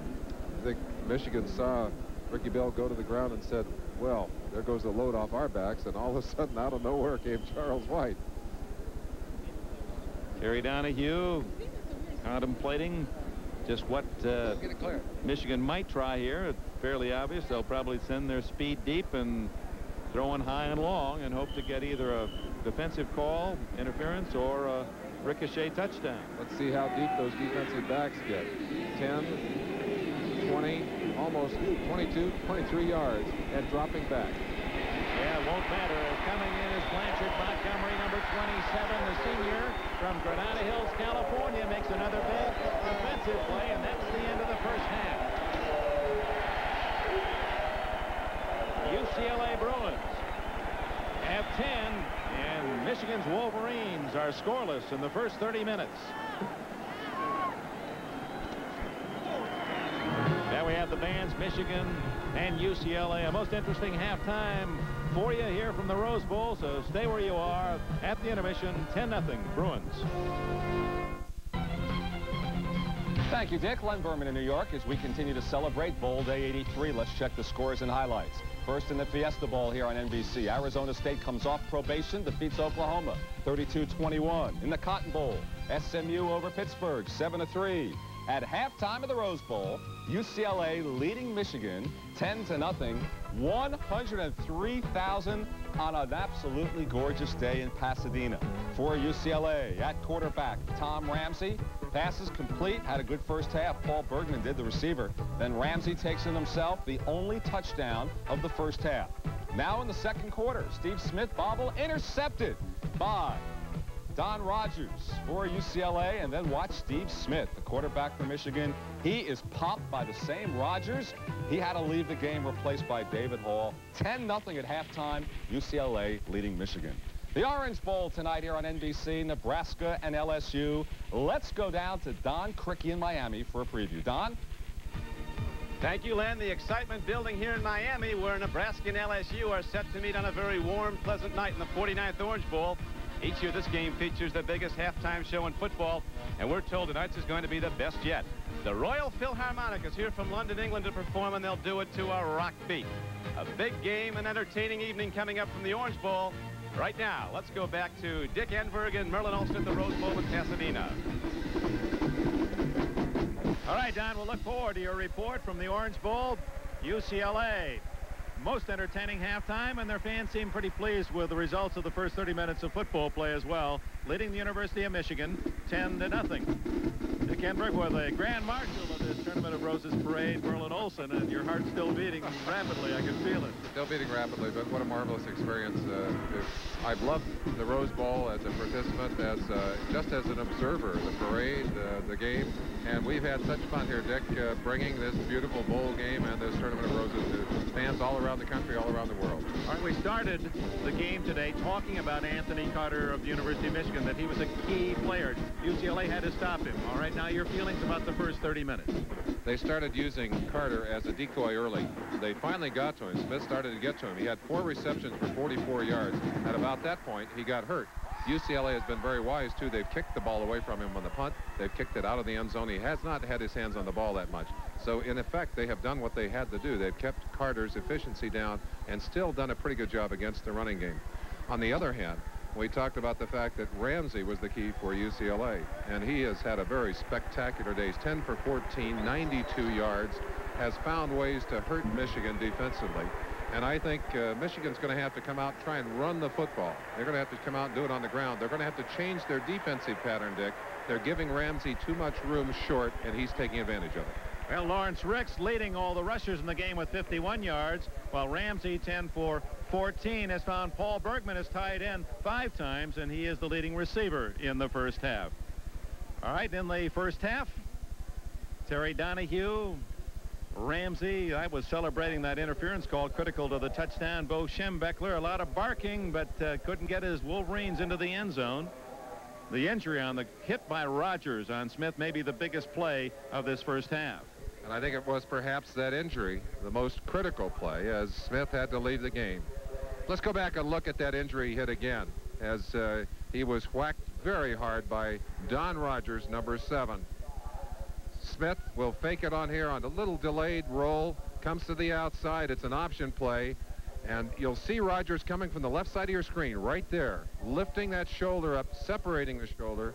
Be interesting to see whether we're going to see Steve Smith in the second half. You could see him right there, wincing in pain. Ready now for the second half. Yes, sir. Great to be an American on this first day of the year.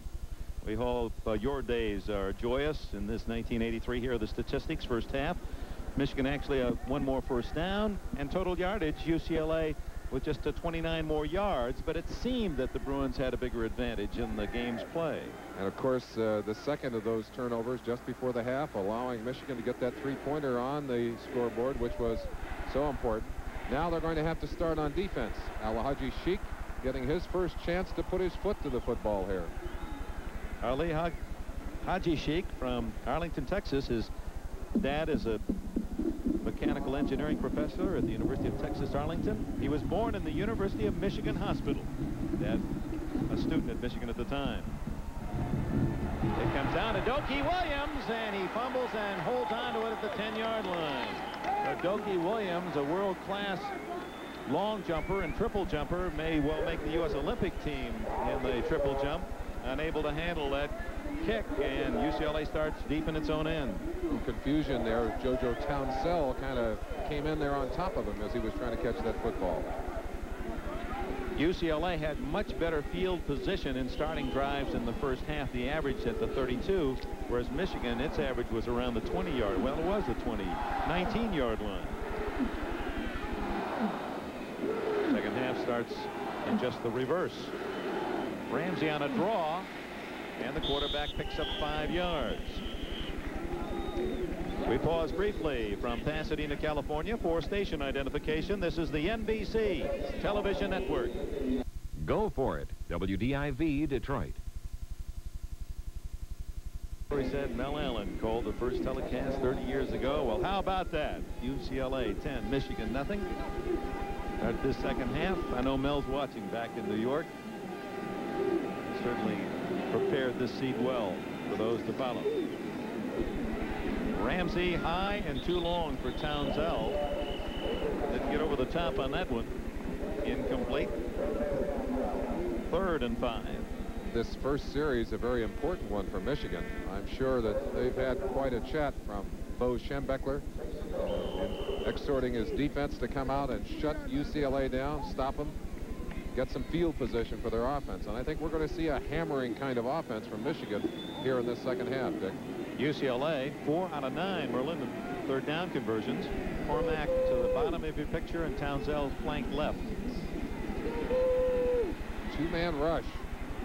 Almost intercepted. Burguy was the closest man to the ball. It was intended for Andrews out of the backfield, and the Michigan fans cheer the defense. Michigan just rushing 2 linemen, dropping their 3rd lineman off, covering receivers, confusing a little bit for Ramsey, who threw it away. Carter at the other end. Unife's punt comes down at the Michigan 43. Carter with a fair catch there. Lupe Sanchez was right on top of him. So Michigan has the ball for the first time in the second half after a 42-yard punt. No return. Hope you'll be with us for the Orange Bowl tonight. And then tomorrow, NFL action. Cleveland at Pittsburgh. Cleveland battling to get into the playoffs. Pittsburgh is there. Buffalo and New England. The winner of that one into the playoffs. The loser is out. The Jets at Kansas City. Cincinnati at Houston. Then at 1:30, Miami and Baltimore. Key game for Miami. They're looking for home field. The Raiders in San Diego. Merlin and I will be down at San Diego Stadium, and Denver at Seattle. All tomorrow on NBC. Carter in motion, and here he is in the sweep. And UCLA read it well. Drops him for a loss of 2. Lee Knowles, 85.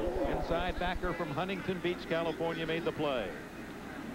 UCLA knows that Carter has got to get the ball from Michigan if they're going to get going here. He's got Lawrence Ricks, number 46, in front of him.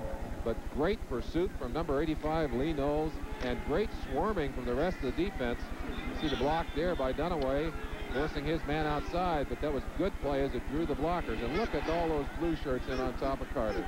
David Hall is the quarterback for the injured Steve Smith. And he throws it behind Carter and complete at the 45-yard line. Jimmy Turner, number 35, on the cover for UCLA. Turner doing a good job over there of covering, but the timing is just not there. You can sense that Hall is just not comfortable with that responsibility, not throwing the kind of patterns that Steve Smith threw earlier, and his presence out there would indicate that injury is severe enough to keep Smith out of this game for the second half. And as we said, a real blow to Michigan. Carter, first down at the UCLA 43, and did he take another lick? Don Rogers, the tackler. Of course, Rogers involved in that earlier shot, but let's watch how Anthony Carter absorbs the shock here, catches it, knows he's going to be hit instantly, absorbs the blow, does a great job of hanging on to a crucial pass. Carter throwing still with that awkward style, but let's give him his due. He put that shot on the money. Hall to Carter, good for 15 yards and a first down. Hall to Ricks, hit immediately at the UCLA 40 by Sanchez, the left corner. Get some help. Montgomery there as well. Michigan scoreless, and Bo Schembechler. You could see an unhappy posture the last time. He had his arms folded across his chest, trying to find some offensive magic in those game plan sheets. He's come out a little more aggressively than I thought he would. I thought he'd come out running the football, but he's got it in the air.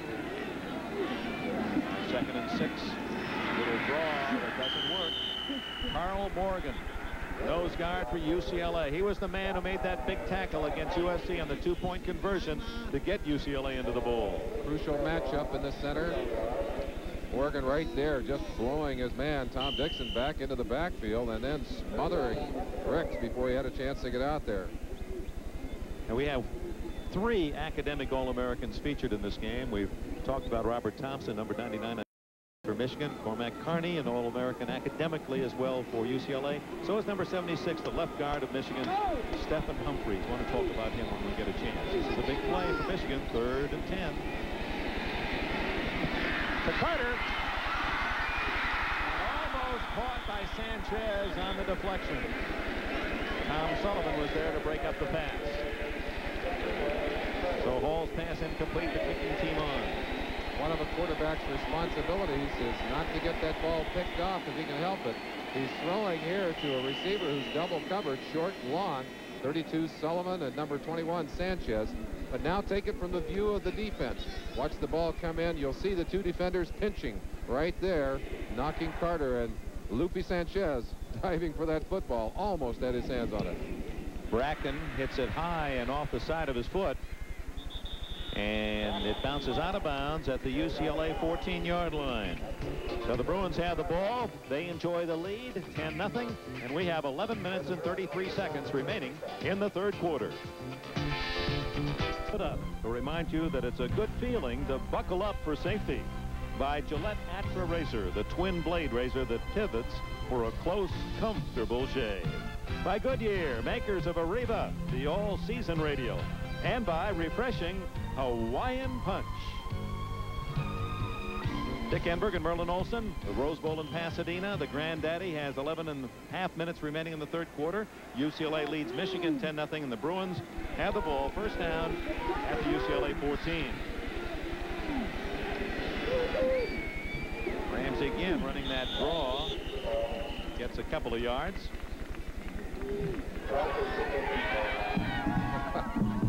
They got them all dressed up. Caraway and Sinsich winding up in the inside and doing a good job of stopping that play.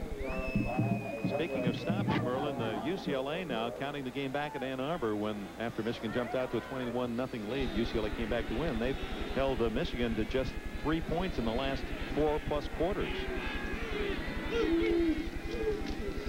Andrews to the 12, and that's all. So it'll be 3rd and long for UCLA. Gergash made the hit. One of the fine linebackers, one of the most important people on the field, right there, number 50, Gergash.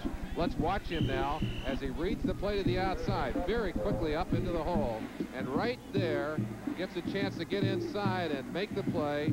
Good tackle, excellent defensive play. Gergash, who weighs only 208 pounds, but he can lift over 430 pounds. It's twice his body weight. Strongest pound-for-pound player on the Michigan squad, and maybe on the field. 3rd and long. Ramsey. Well, that's a great play by Ramsey. They had him for a sack, and he then dumps it off to Bergman. Paul Bergman, the tight end. He leads all receivers with 6 catches, but Ramsey did a Houdini job to get away from the pressure.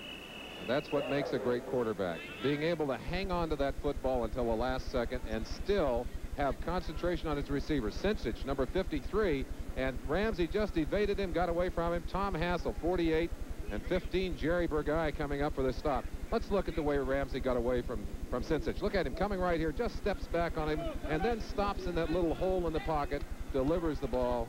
Beautiful quarterbacking. Had Michigan gotten to Ramsey, well, he still don't get the first down. Much to the disappointment of the UCLA players. And the punting team comes on. But if they had the sack, then UCLA would have had to kick from its end zone. Man, you saw jumping in the air. Gary Moeller, defensive coordinator for the Wolverines, he said, all right, now we get a chance to go back on offense.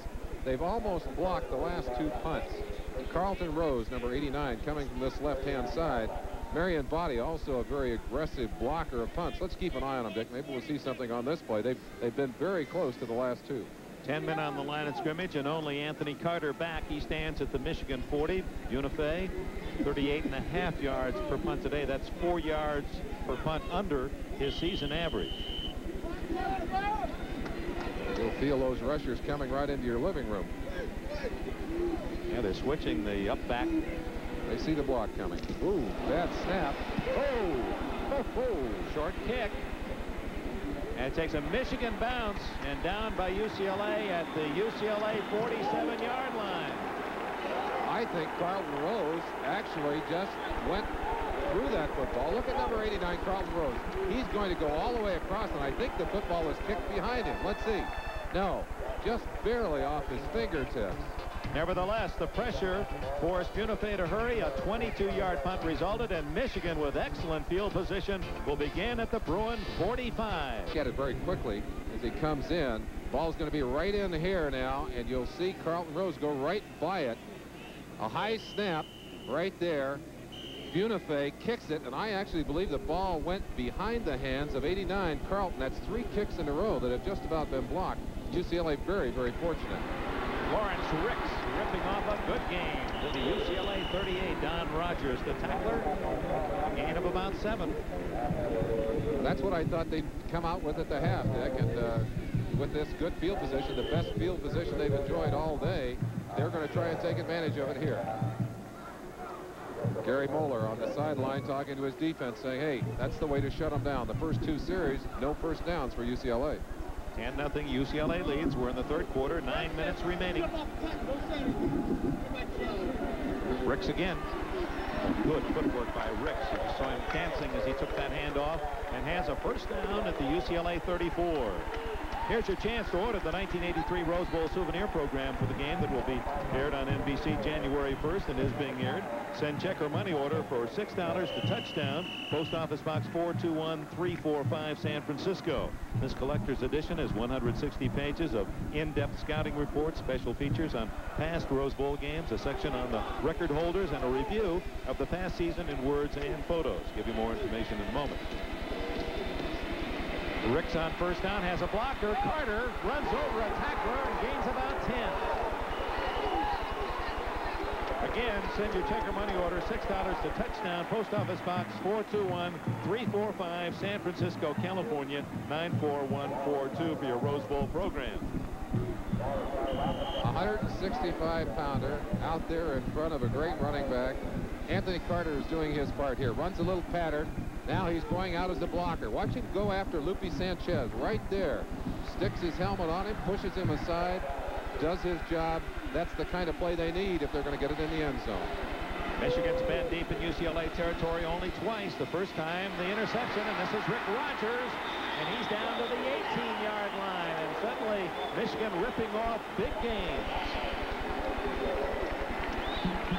Dick, one of the things that I sense in watching these teams practice, Michigan's practice is much more physical and certainly, I think, more demanding of the players than UCLA's. Now, that's a different style of preparation, but I think it tends to pay dividends in the second half of a game.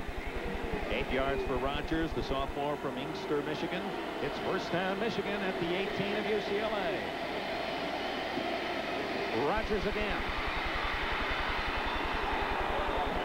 He has about 6 more before Don Rogers can make the tackle. Bo Schembechler talking to Jerry DiOrio, one of the messenger guards. He and Art Bilardos.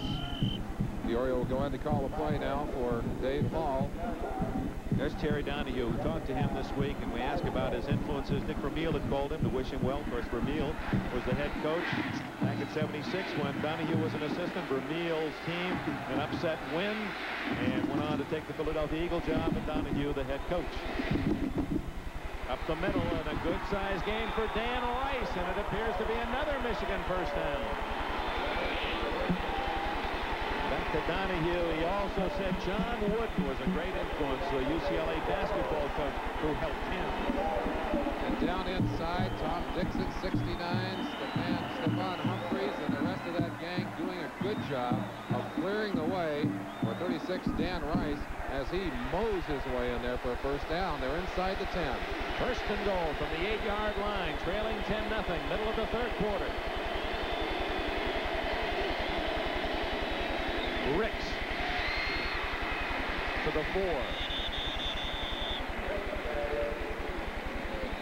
Tom Sullivan up from the secondary to help out Lee Knowles on the tackle.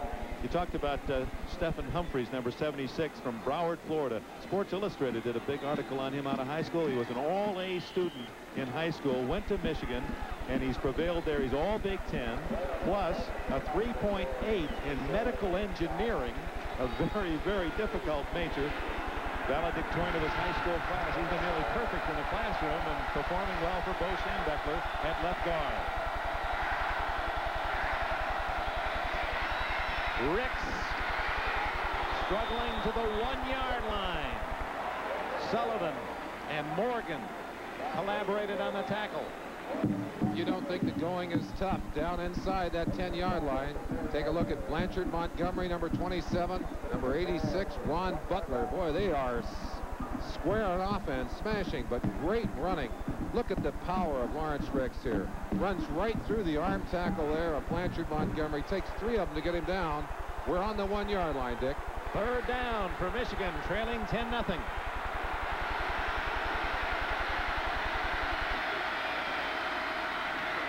Hall has a man open.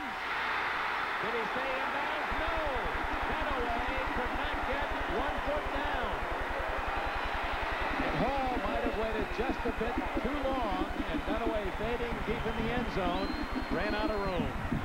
An excellent call. An excellent call by Schembechler from the sideline. Little fake inside. Hall rolls out with the option to run, but Donahue is wide open. Let's look now and see his feet. Got to come down with 1 foot inside. You see it there. Got the 2nd foot down inside, but the 1st foot was out of bounds. That was the first pass play on this 9-play drive, so it was an excellent call. They're going for it here. 4th and goal. Both sides on their feet.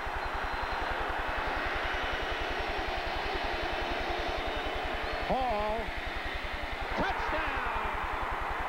Eddie Garrett, the freshman from Milwaukee, a fullback. A gutsy, all-or-nothing call, and Michigan fans and the band alike rejoice.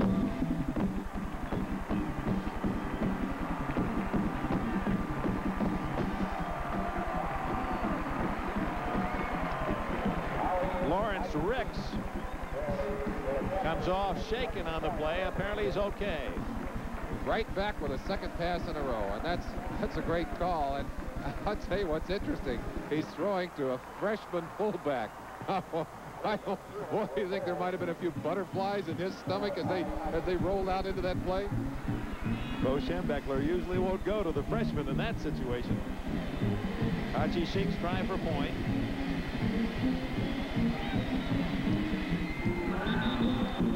Booms it through, and Michigan on the scoreboard with plenty of time remaining. 5 minutes and 16 seconds left in the 3rd quarter.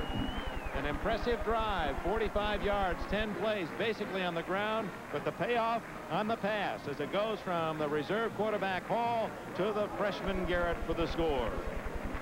What a fine confidence builder for Hall after not being able to convert on an open receiver.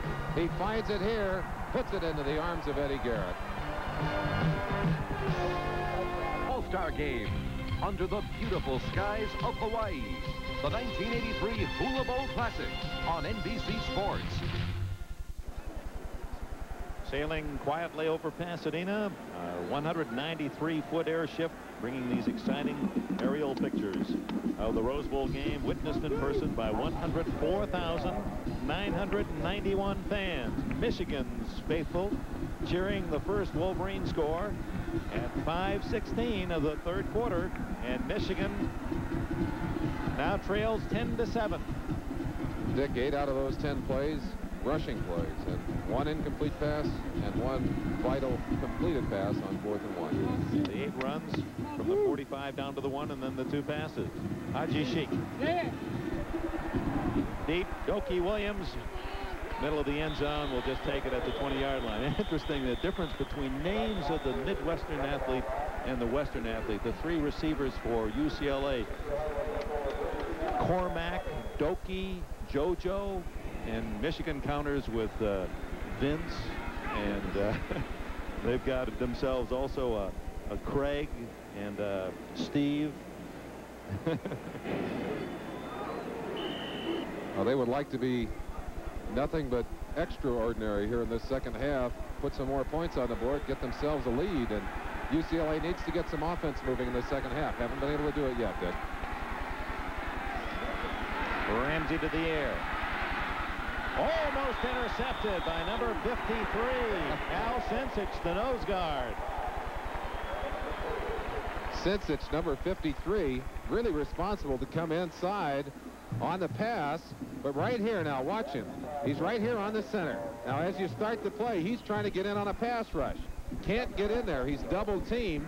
Now watch him. He reads the play. He'll come over on the inside, and right there, puts his hands up and knocks the ball away. I'll tell you, that's heads-up play. Sophomore from Cleveland, Sinsich. It's 2nd and 10. Swing it out to Cephas. Ooh, and Michigan hitting with a fervor. Kevin Brooks, the sophomore from Detroit, the tackler. Brooks all the way from the far side. The far side tackle, but also give some credit to Robert Thompson, 99. Turned the play back inside, forced it in, and Brooks just sawed him in half as he came over in pursuit. 3rd down and 10. Terry Donahue's Bruins, after leading 10-0 in the first half, have not been able to move the football in this 3rd quarter against an inspired Michigan defense.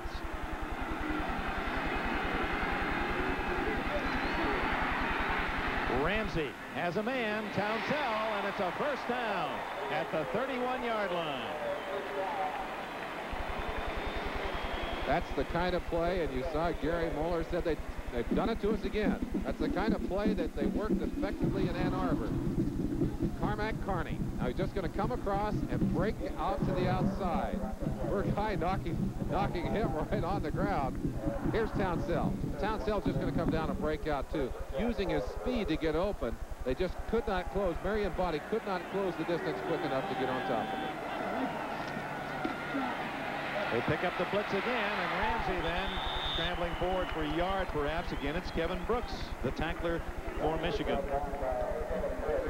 Dick, in the first half, Michigan dropping deep with their linebackers and their secondary, trying to force UCLA to throw under. They've come back in the second half, putting more pressure on, trying to keep those short passes down. In the process, they've opened up some of the intermediate zones, and that was the kind of pass that they were able to capitalize on there as Ramsey went over the top to get the 1st down. Townsell is flanked to the left. Carney is to the right.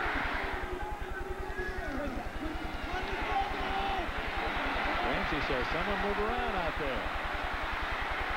So he's going to run it himself and ducks out of bounds at about the 38-yard line. No, they say he stepped out back at the 36-yard line. So 3rd down facing UCLA and about 6. Obviously, their training of a quarterback, get yourself out of bounds. Don't take that shot. Very valuable commodity there. You saw what happened to Steve Smith running the football. UCLA does not want to lose Tom Ramsey in this game.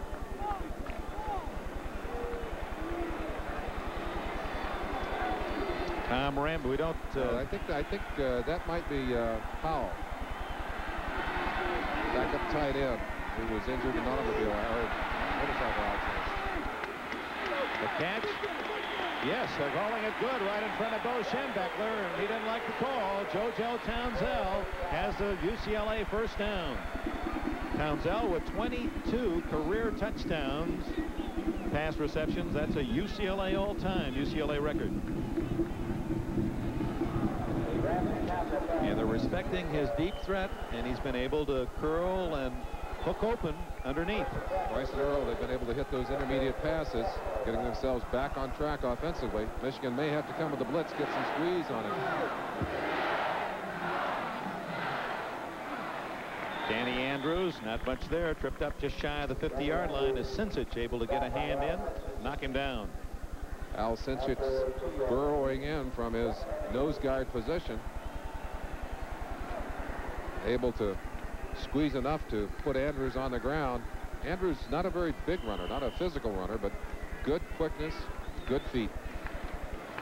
Toa Saipali now into the lineup. From Oxnard, California. American Samoan heritage. Saipali wears number 19. Plenty of room on this side. He's going to run it. And out of bounds at the Michigan 36. 1st down, UCLA.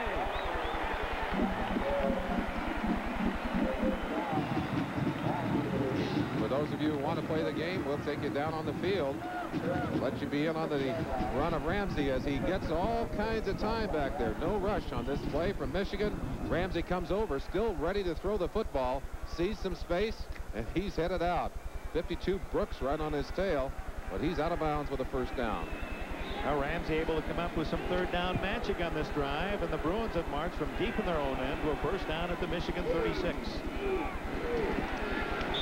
Cephas trying the teeth of that Michigan defense, and not much there at the 34-yard line. Sensich again in on the tackle. Gary Moeller turning over some of the personnel in there. Mike Hammerstein, number 66, also in on that play. Alternating backers and linemen. 5 defensive backs in the ball game right now. They're expecting UCLA to get it in the air. Warren out. Tony Gant in, a very fine young athlete on this Michigan squad. The speed is to the left. And he goes right to Carney. Cormac Carney has another UCLA first down at the Michigan 23. One of the things that we mentioned early about this young quarterback is his finesse. Boron, the man who's got to fill that hole, was back in good position, but that's a timing pattern. Just a little fake inside and whipped it right down the middle. Carney in the perfect spot, picked the football up, dove inside. Carney, who has set all-time UCLA records in 4 pass catches, 44 this year, 106 in his career, and that's after transferring from the Air Force Academy, where he caught 57 as a freshman. Kevin Nelson close to another first down. So they used the pass to open up the run. 9 yards. Kevin Nelson sees the opening here on the backside and cuts back, does a good job of getting back inside. Number 59, Dan Dufour, was the man who did a great job on Sensich to open up the hole. Well, UCLA knocking on the door. Inside the 20. 10-7. The Bruins lead Michigan. Final minute, third quarter. Cephas. It's first and goal at the Michigan 9. Mike Boron made the tackle. That's 12 plays on this long UCLA drive. Come on, Terry Donahue sending Brian Wiley, number 22, back up fullback into the ball game with the play. Eager to get it in the end zone. Not very comfortable with the 3-point lead. He'd like to see some more on the scoreboard for UCLA. 25 seconds showing. Right into the eyes of Tom Ramsey. Andrews, touchdown.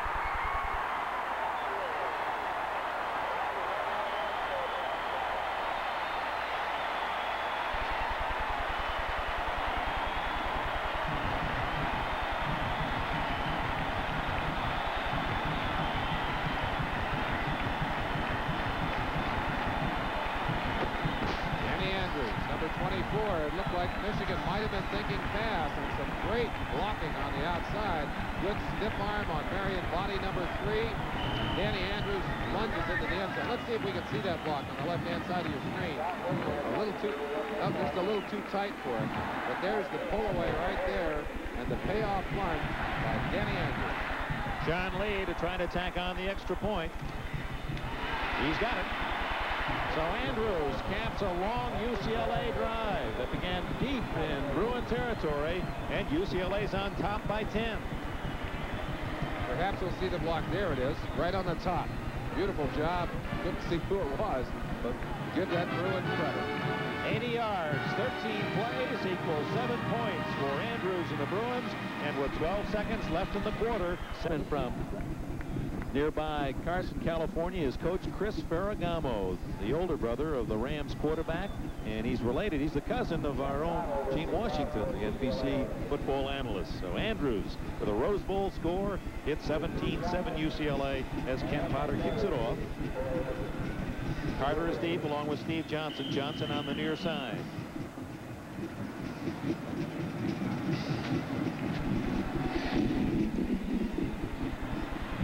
This time it does not go in the end zone, and Carter at the 5. 15. And he skids out of bounds at the 22. Dick, let's go back and look at the blocking, the outstanding blocking on that play. One of the blocks thrown by Tawas Poly right there, and the second block by Scott Gordon over here. Watch the two of them as they get underway on this play. First block coming out from the inside, Gordon right there, and Poly knocking him outside, making room. A third block right there. Didn't see that one before. What great play by the Bruins. And Andrews hungry for the end zone himself to get the score. Oh, Michigan down by 10. 7 seconds left in the third quarter. Carter in motion. They like to pass off this occasionally.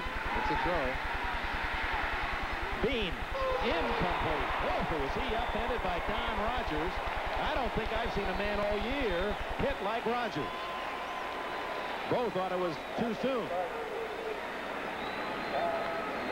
Oh, not very happy. I don't think Carter is very happy either. Threw that ball up, set his receiver up. That's the kind you have to apologize for later on. Carter not coming to run on that play, and sets Bean high in the air, and Rogers arriving with the football just absolutely leveled him. Or Schembechler is angry at the end of the third quarter as Wolverines down by 10. We'll be back after these messages. Enberg with Merlin Olsen, the UCLA Bruins of the Pac-10 leading the University of Michigan, the Big Ten champions, 17-7. Michigan's ball at the Wolverine 22.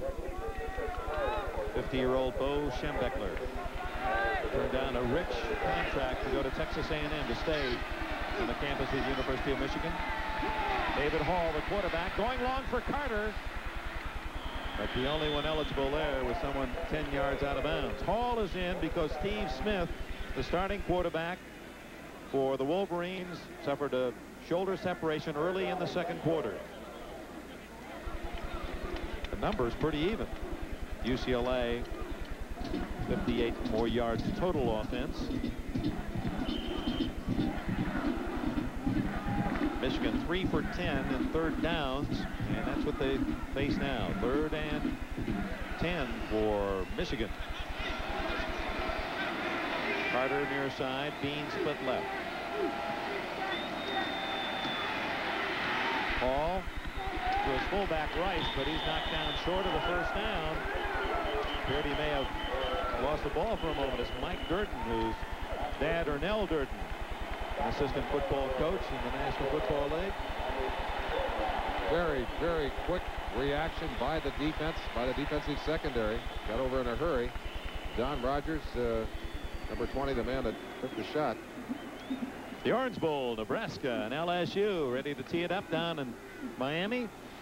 And along with what should be another outstanding intersectional match at halftime at the Orange Bowl is something for your whole family to enjoy.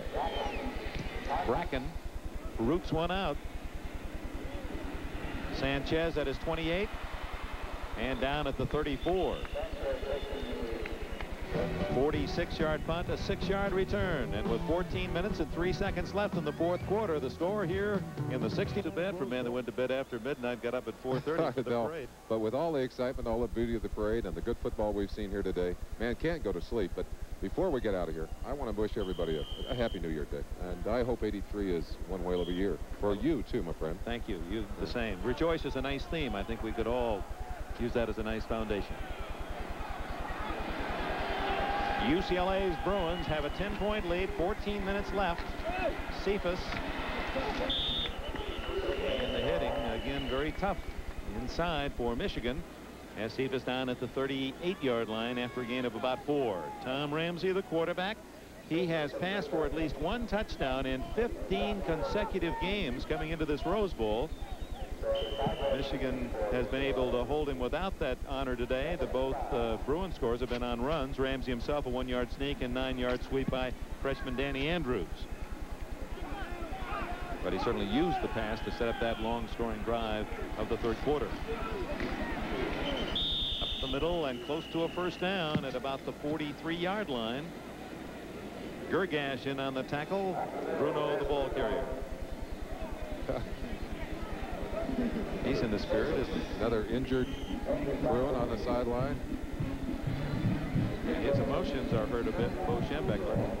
Bo wounded, of course, by the fact that his team has not done better, but crippled by the loss of his quarterback in the second quarter. Gary Moeller, the defensive coordinator, exhorting his troops. They have to rise to the occasion here and stop UCLA. 3rd and 2. It's going to be close to a first down. Would he? Oh, yeah, wait.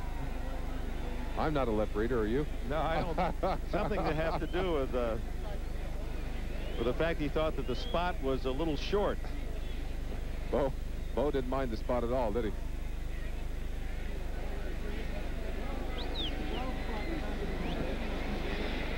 No, he's got it. Yep. By a fraction of an inch, but he did have it, and you saw, we didn't even have to acknowledge that. Bo told you whether it was there or not there. So UCLA maintains possession with 12:38 left in the 4th quarter. Michigan needs the ball. The Wolverines trail 17-7. 44-yard line of UCLA.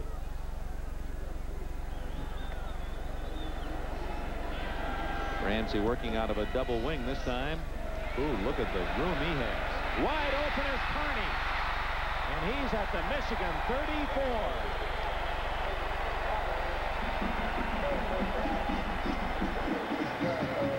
.23 yards.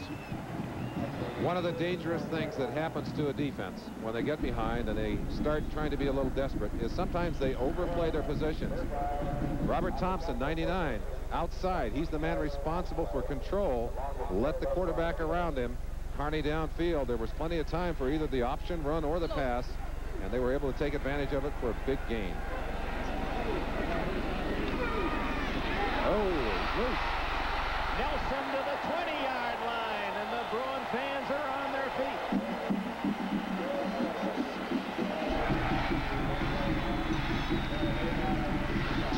Nelson, boy, he rips through there. Watch him now, again, cutting back against the grain. Pulls out of a tackle right there. I think that was Thompson, 99. Runs away from a couple of other defenders, 89. Carlton Rose, the man that finally brought him down.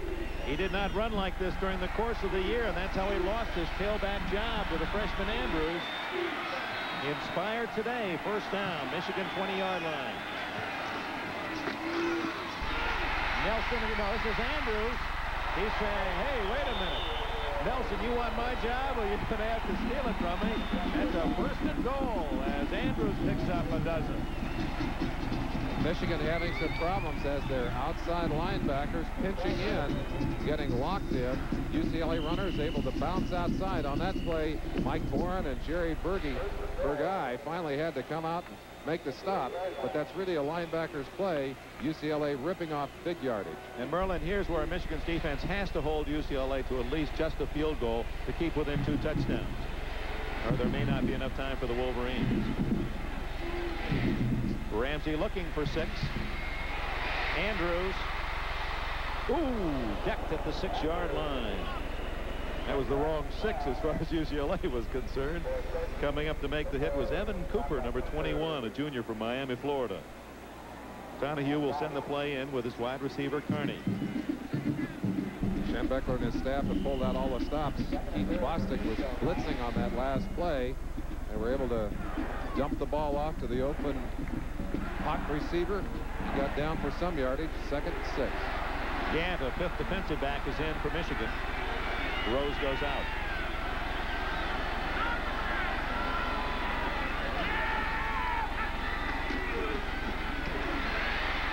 Andrews gets a couple to the 4-yard line, where it'll be 3rd and goal for UCLA. Gergash spearheaded the defensive charge. Getting down to those tough short yardage plays now. 3rd down, a little over 3 yards, almost 4 yards to go. They edge the markers back. Michigan inserting another lineman and taking out a very tired Al Sinsich. Nate Rogers, 61, going in to put a fresh man in the middle. 3rd and goal from the 4. This is the 9th play of the drive. Up the middle. No. Brian Wiley. And it'll be 4th and goal. Now the decision by Donahue. Do you go for 3? That makes it 20-7. We're 2 touchdowns. 2 extra points could beat you, or do you go for the touchdown that would give you almost an insurmountable lead? Even if you don't make it, then Michigan starts at the 1-yard line or thereabouts. You listen to this crowd, there's no question about what they want, and it would appear that Donahue wants to go for it here. He is. This is going to be the play of the game as far as Michigan's concerned. They have to stop UCLA. Massive substitutions for Michigan as they expect to play right up over the middle. Defense late getting in there. Deargas finally gets it called, and they get down. And Ramsey didn't like what he saw. He had to play into the middle. They put in all that beef inside, and Ramsey said, I'm not going to be able to sneak over that mountain. Timeout, I want to talk to the head man. 8:59 left in the fourth quarter. A critical 7. Michigan's Bo Schembechler, his defense against Terry Donahue's Bruins, sets up 4th and goal at the 1. Can I be a quarterback this much? I have a feeling that Tom Ramsey is just going to roll a little fake inside and keep the ball roll outside. Certainly a fine runner. That would give him the option of run or pass. He loves that play. Let's see if you're right, Dick. This could be the game. I was wrong, and Michigan has held. Michigan takes over, and look at that Wolverine sideline.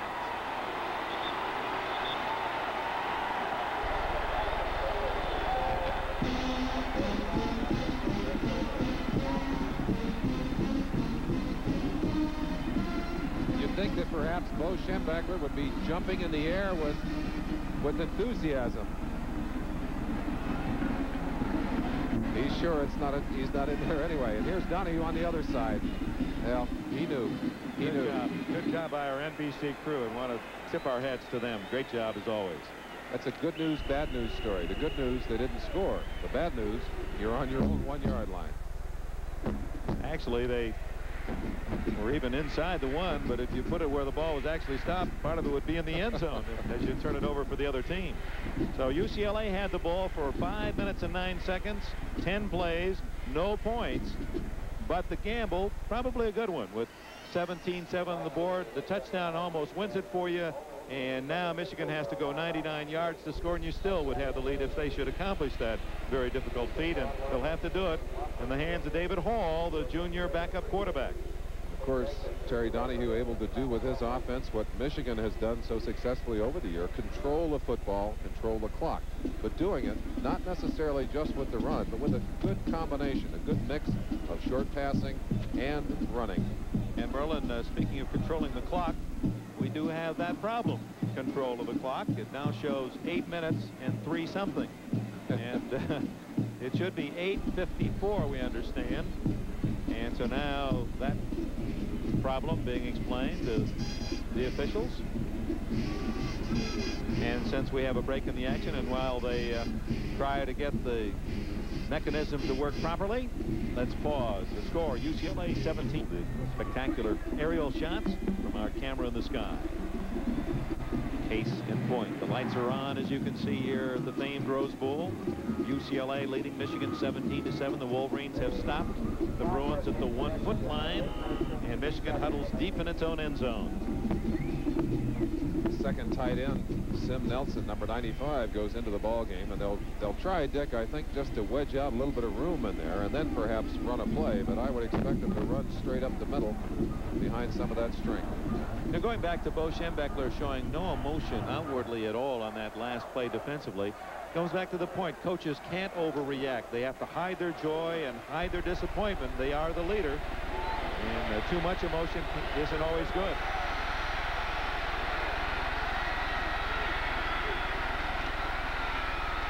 Rex just does get out into the field of play to the 2-yard line. Rex Gray, backup outside linebacker from Palm Springs, California, made the tackle, number 57. 64, Randall caves in. Number 79, Miller, a backup strong tackle, and Randall just about had himself a safety in the end zones.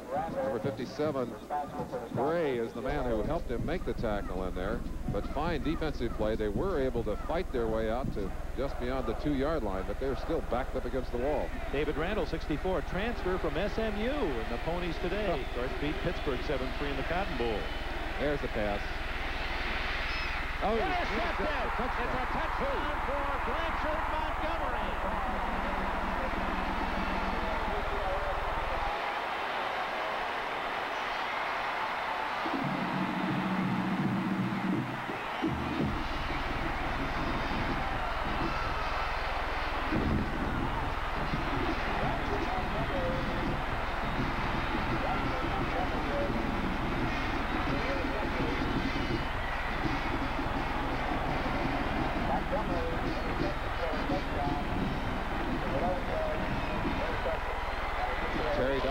takes off his phones.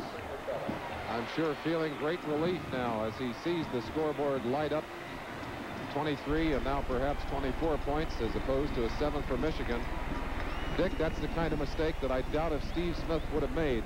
And I'm sure on that Michigan sideline they're bemoaning his absence from this game. Lee's try for point is good, and Blanchard Montgomery III has 2 interceptions this year.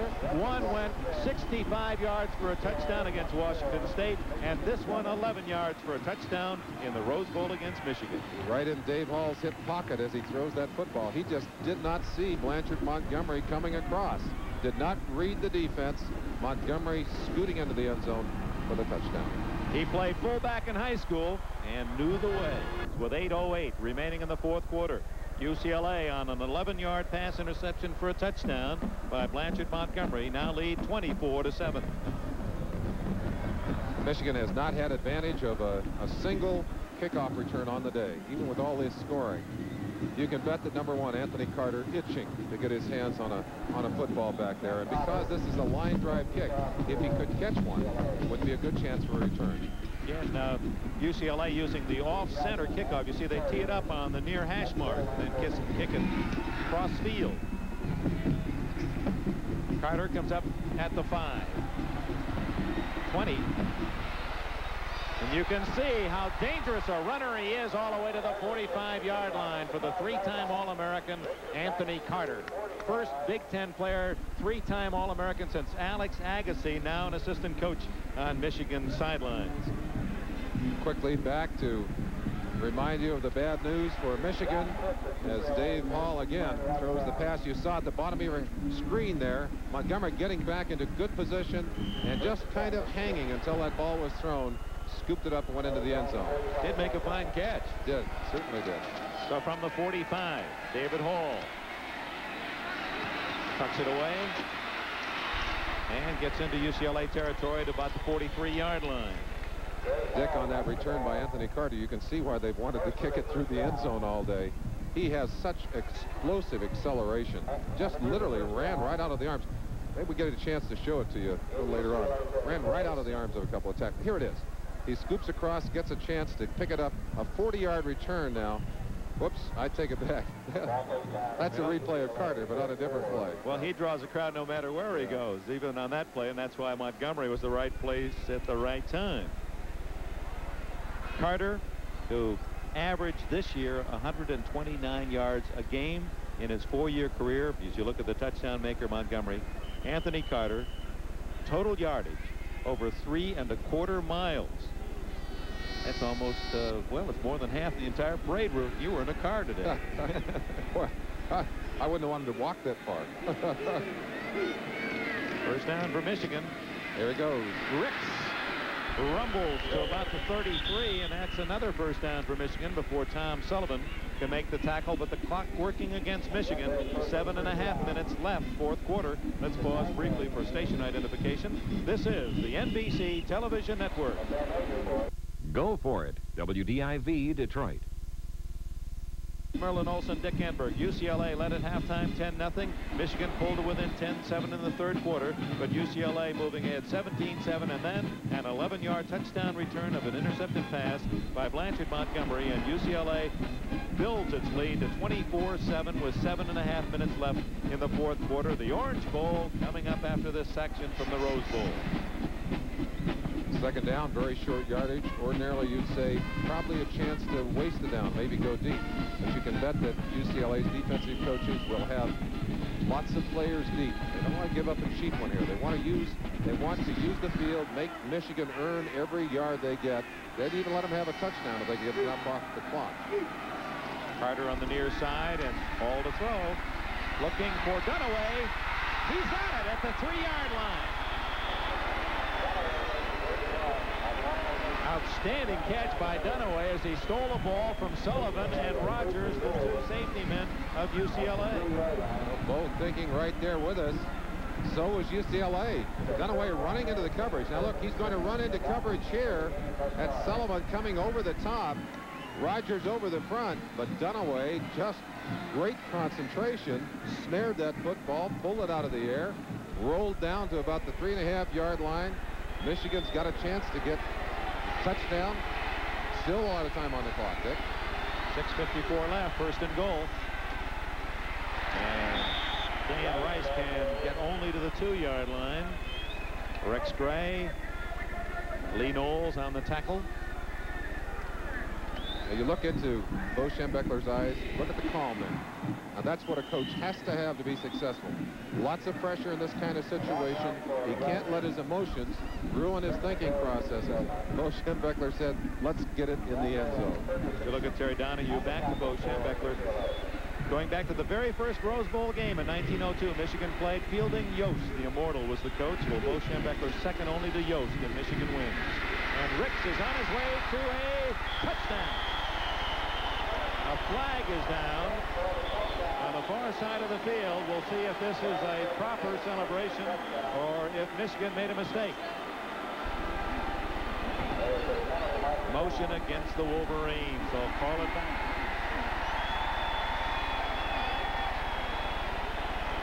Now that will bring out a motion from Schembechler, the penalty error. As we've said earlier, very few obvious and critical mistakes of that kind. There certainly have been mistakes and turnovers, but not very many on a day like today. That one, a most costly one, could deny Michigan a touchdown. Motion, offense, still second down. When Dick Vermeil won the Rose Bowl game in '76, he left UCLA, went on to the Philadelphia Eagles. We asked Terry Donahue, what's your future? And he said, well, I guess it'd be most appropriate to say, win or lose, I'm about to sign a 5-year contract. I want to stay at UCLA. Certainly has found a great deal of success there. I can't blame him for that. Outstanding young coach, one of the best in the business at 38. Ricks up the middle. They're hoping to catch UCLA looking for the pass. Ricks is to the 4-yard line where it will be 3rd and goal. 6 minutes left and the clock is running. David Randall from Dallas, Texas made the tackle. 64. There will be no field goal. We can be assured of that. Well, we had plenty of scoring in the opening game of our triple header here on NBC in the Fiesta Bowl, as Arizona State of the Pac-10 defeated the University of Oklahoma 32-21, and it was 7-3 SMU over Pittsburgh in the Cotton Bowl. Ball incomplete and almost intercepted. Intended for Vince Bean, and Sullivan and Rogers fought for it in the UCLA defense. Hall was lucky to get away with an incomplete. Had there just been one defender there instead of two, it might well have been an interception. But as you said, they were scrambling with each other. From the end zone, you'll see him throw, and you'll see the two defenders come right together very quickly in front of Sim Nelson, number 95, the second tight end, the man who was the intended receiver. Michigan now with 5:26 left on 4th and goal. To entertain any hopes of a comeback, must score on this play.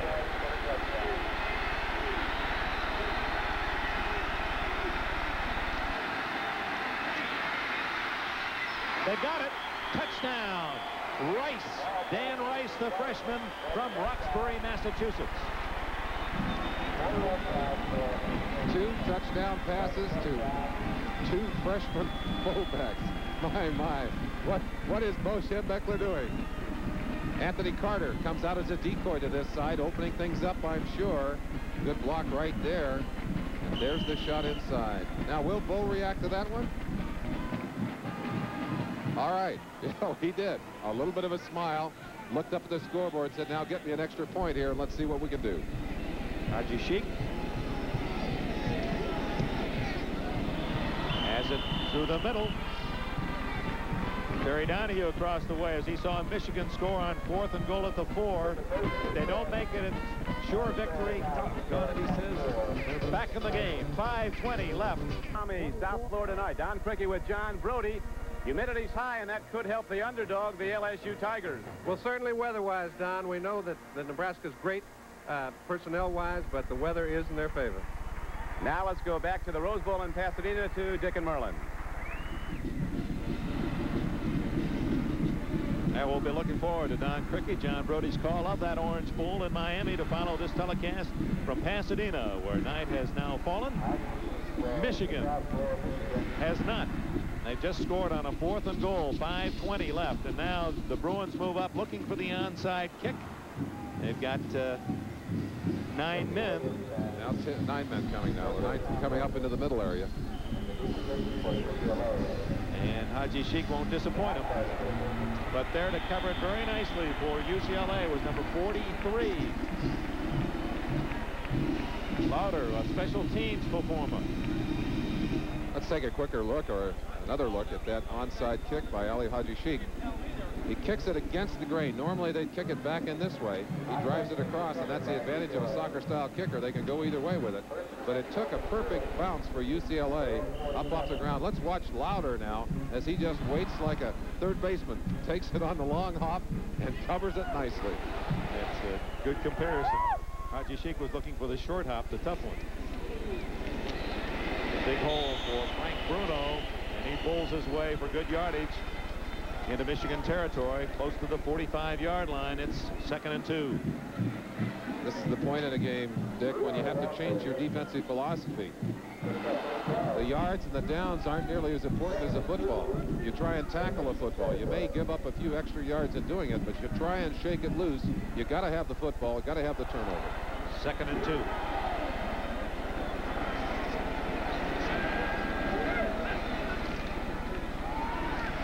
Nelson trapped in the backfield for a yard loss.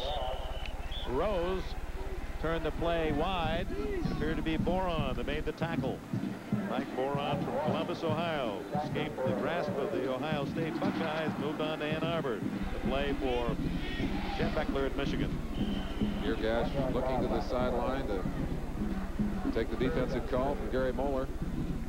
He'll turn back, make the call inside to his defenders. See if they can shake it loose or at least stop UCLA on this critical 3rd down. A long 3 for a 1st down.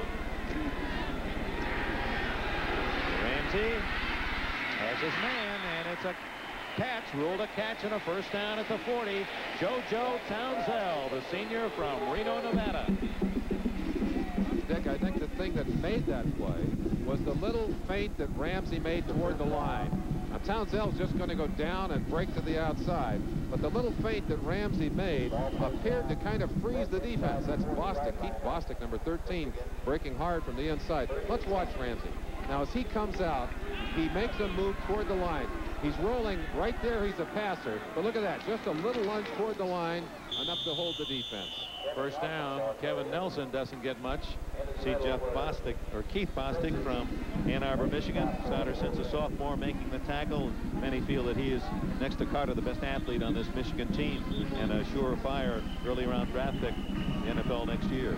Now, with his size and strength, 4.5 speed, and a nose for the football, you got to believe they'll be looking at him. We've got a Wolverine on the ground and a couple of trainers out to look after him at the moment. 3:39, Merlin. Remaining of the game. Evan Cooper is the injured Michigan player, junior from Miami, Florida, safety man. Orange Bowl next. Nebraska's Corn Huskers, high scoring team, the highest scoring club in the NCAA this year, against a very tough defensive team, the Tigers of LSU. And speaking of the Orange Bowl, Don Cricket, John Brody standing by. Let's go to them for this report. Thank you, Dick. Very warm, balmy night in South Florida. Could help the underdog LSU. It's the Cajun weather, high humidity. John Brody's with us. John, we know that Nebraska comes in with a 9-game win streak, the highest scoring team in college football. Very powerful outfit. They say it's the best Nebraska team since the national champions of 1971. What about LSU and their game plan? You're quite familiar with it. Well, I think because they haven't been on national television, they have been overlooked, so to speak. They're 4th ranked nationally on defense. But more than that, when they've won, they've been in a position where they were healthy, they had a good game plan, and they got off to a fast start. I think they'll do it tonight. All right, Broads, we'll be coming back to the Orange Bowl right now. Back to the... Thank you, Don. Meanwhile, Michigan trying to dig in and get the ball from UCLA as the clock ticks away precious seconds. It'll now be 3rd down and about 13 for UCLA at the Michigan 43-yard line. Can't win without the pumpkin. And Shem Beckler looking for his club to turn it over. Tom Ramsey has been a very cool quarterback throughout the day. Hasn't had the touchdown pass, but certainly has engineered this offense beautifully. Down goes Burness Scott, sophomore from Linwood, California, brings up 4th down. Terry Donahue is going to get his special teams on the field, or is he going to just let the offense run out the clock here? 2:29. He's telling them, hey, let's take our full 25 seconds. You're allowed 25, 5 seconds less than the professional league. Talking to Terry Donahue earlier in the week, he was talking about the fact that the game would be played here. He said, even though it would be kind of a neutral crowd, we're familiar with this turf. And he said, I just hope it's good weather. We like good weather to throw the football. I think Bo was hoping for some rain and perhaps some snow. A little bit of help there. Well, Ramsey missed on only 7 passes, 18 for 25 for Ramsey. And UCLA takes the full 25 seconds and accepts the 5-yard penalty. That's not going to hurt them at all. Gives them a little more kicking leg. And we're inside of the 2 minutes. 1:58 left. Toyota most valuable players for today's Rose Bowl game are Tom Ramsey from UCLA and linebacker Paul Gergash of Michigan. Each MVP will receive a special trophy in honor of his achievement in today's game. In addition, Toyota will donate $1,000 to the General Scholarship Fund of each university for the school's participation in today's game. This money will be used to assist students in their chosen fields of academic interest. Congratulations to Ramsey of UCLA, Gergash of Michigan.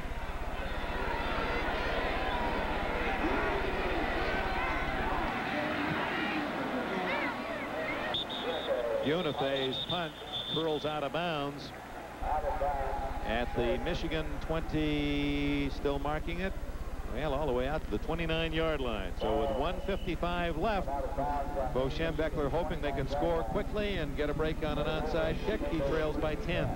He's got to go long, got to go deep. And one of the strengths of this UCLA team all year long has been their ability to put a 5th and 6th defensive back on the field. You'll see them out here now, and you'll see them playing deep. But they were doing that a few moments ago when Donahue stole one down the middle and set up that last touchdown. UCLA defense loose, looking for the throw. Hall's in trouble, just gets it away and completes it to Bean. And Vincent Bean gets himself out of bounds and stops the clock with an 11-yard gain at the 41. Our thanks to fine performance by both clubs and their university support. And Tom Ramsey and Paul Gergash, our Toyota MVPs. Wanted to thank also Harry Coyle, who has televised some 30 of these Rose Bowl Classics. Injured Wolverine down. We'll check his number for you. That's Donahue, Dick. The tight end. And Larry Cirillo, our producer. And from all of us at NBC Sports, another outstanding job, ladies and gentlemen. Some 75 people involved in our facilities and the work. Coordinating producer of our football, Ted Nathanson. Game produced by Cirillo and directed by Coyle. Terry Ewert, our pregame producer. Richard Klein directed the pregame. Ray Figelski, our technical director. Ray Benassi, associate director, and helping us also Glenn Adamo, our associate producer. The rest of the crew in New York and Burbank. And our thanks to Dennis Mnuchin, Chuck Panama, their help in the booth. Also statisticians Jack Prote and Art Hoffman. Joe Costanza for running the ship upstairs. Donahue, by the way, Dick, was hurt on an excellent block. Blanchard Montgomery coming across, and Donahue cut him down, provided a few extra yards on the run. Sim Nelson, young man in there in his place. From the 41, Hall in trouble, and down he goes at the 31. Kenny Page and Carl Morgan for UCLA, a sack of 10 yards. And the clock running at 1:30, and UCLA apparently will give Terry Donahue a Happy New Year gift, his first Rose Bowl win in his first game as head coach. He won as an assistant coach, and he won as a player. That's a unique hat trick. Tripping up over his own blocker is David Hall. He fell over the legs of one of his offensive guards. Doug James, the left tackle, slipped back, and he just couldn't find his feet in there. And this is the point in a game, Dick, where the 4.5 speed of a Steve Smith would sure come in handy. With the score 24-14 and a minute 6 seconds left here in the Rose Bowl, let's go to New York. Len Berman. Thank you, Dick Enberg. Earlier today here on NBC, the Fiesta Bowl, big game by Oklahoma's fine freshman Marcus Dupree, rushed for 245 yards in a losing cause. Arizona State came back. They were trailing. Darryl Clack runs 15 yards for a touchdown. The Sun Devils went up 18-13. But one last charge from Oklahoma. Fred Sims, no relation to Billy Sims, 19 yards for a touchdown. They made the 2 points. Oklahoma up by 3. But for Arizona State, Todd Hans, the bomb to Ron Brown. Arizona State comes off probation in fine style, 32-21 in the Fiesta Bowl. Dick? Thank you, Len, and that certainly soothes the pain for the Sun Devils, who thought they were going to be here in their first ever Rose Bowl game and just couldn't come up with a victory in their finale against rival Arizona. And through a very difficult set of circumstances, UCLA wiggled in and had the honor of playing in this game, and it played very well. Nice catch by Rogers on the little swing, and he's knocked down at the 32-yard line, but Michigan had a long way to go, and 6 yards wasn't enough. 54-53, clock running down on Michigan. Of course, that was a mistake, too, by young Mr. Rogers. You got a chance to get that ball out of bounds. You got to stop that clock. And now time is called by the quarterback, David Hall, with 44 seconds left, and a 4th down and about 19 facing Michigan. Terry Donahue, that is an interesting little piece of trivia. The only man to play in, to be an assistant coach in, and to be the head coach in a winning Rose Bowl game at the age of 38. And I believe those are the only 3 trips he's made here. He is selective. Extremely. Well, I know for those fans that follow UCLA, they hope that Donahue does indeed sign that long-term contract and receives his due reward for the fine work he's done running the Bruin football program. Nice man, too. I mean, both men have been so cooperative to us.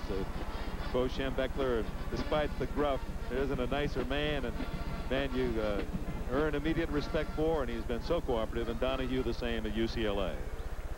Bo finally peeling off his earphones, I think, accepting the inevitable as he looks up at 44 seconds on the clock and a 10-point lead for UCLA. All down the middle. Great catch by Donahue, the man who was injured just 2 plays ago. Dunahue's made 2 outstanding receptions, one down at the 3-yard line to set up the 4th quarter touchdown by Michigan. There'll be no huddle here. They'll try and take advantage of what is left on the clock. 25 yards on that play. He has 4 catches and 91 yards, Craig Donahue. Pittsburgh, Pennsylvania, playing in his last collegiate game. Both tight ends were underrated, and they've shown just that in this game. They both contributed. Donahue again, and another outstanding catch. Oh my, Donahue over 100 yards. He was second to Carter this year. He had 30 catches. Carter led the team with 38. And 2 excellent passes by Dave Hall, who seems to be getting more and more comfortable in his responsibilities there. Back on the line again. Let's see if he goes for a 3rd time to Donahue. And no alibi, but it was a bad stroke of luck for Michigan to lose their starting quarterback, Steve Smith, early in the 2nd quarter. Knocked down by Neil Delacono. Baton Rouge, Louisiana, linebacker, number 39. That stops the clock, 22 seconds left. So Schembechler had to go with a backup quarterback, Hall, who threw the ball only 14 times all year. Tough baptism under Rose Bowl fire. Got to admire Michigan, though, Dick. They certainly have not quit. They've kept coming back, and I know the pain of losing in a spotlighted situation, and certainly Michigan has had that a number of times, and I appreciate what's going on in their hearts and their minds right now. 20 seconds left. The pass complete to the freshman Dan Rice. And Michigan, I don't believe they have any timeouts after this one. They've elected to use one here. Sanchez made the tackle in the last play. 12 seconds remaining. The score is 24-14. Other action in the bowls today. Let's go back to New York and Len Berman. Thank you, Dick. Let's check out the Cotton Bowl in Dallas. Pittsburgh sideline. They had been the preseason #1 team in America. But today in the Cotton Bowl, here's their entire offensive output. An Eric Schubert 43-yard field goal. Here's the only drive of the game that really mattered. For SMU, third quarter, Lance McElhaney, 42-yard pass to Bobby Leach. And this set up the only touchdown of the game. 4 plays later, they reversed fields. Fourth quarter, McElhaney takes it in.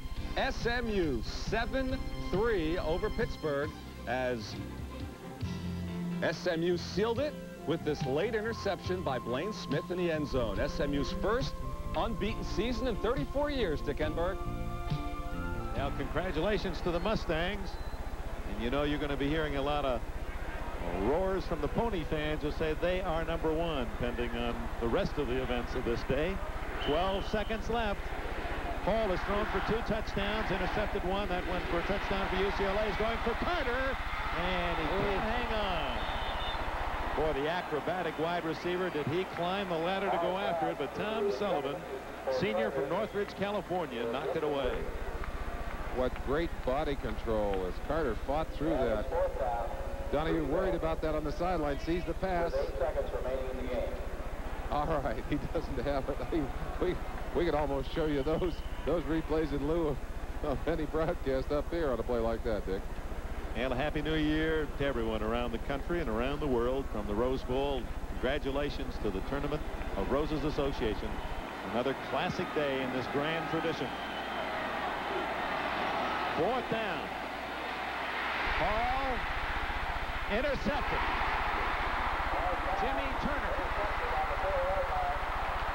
And UCLA has beaten Michigan 24-14. UCLA 24, Michigan 14.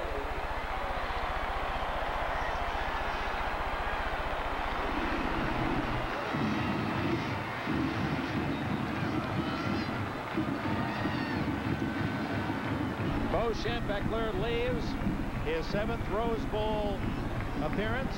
He has 1 victory to show for his 7 trips west. Terry Donahue rides the shoulders. His first game in the bowl. He goes home to Westwood a winner.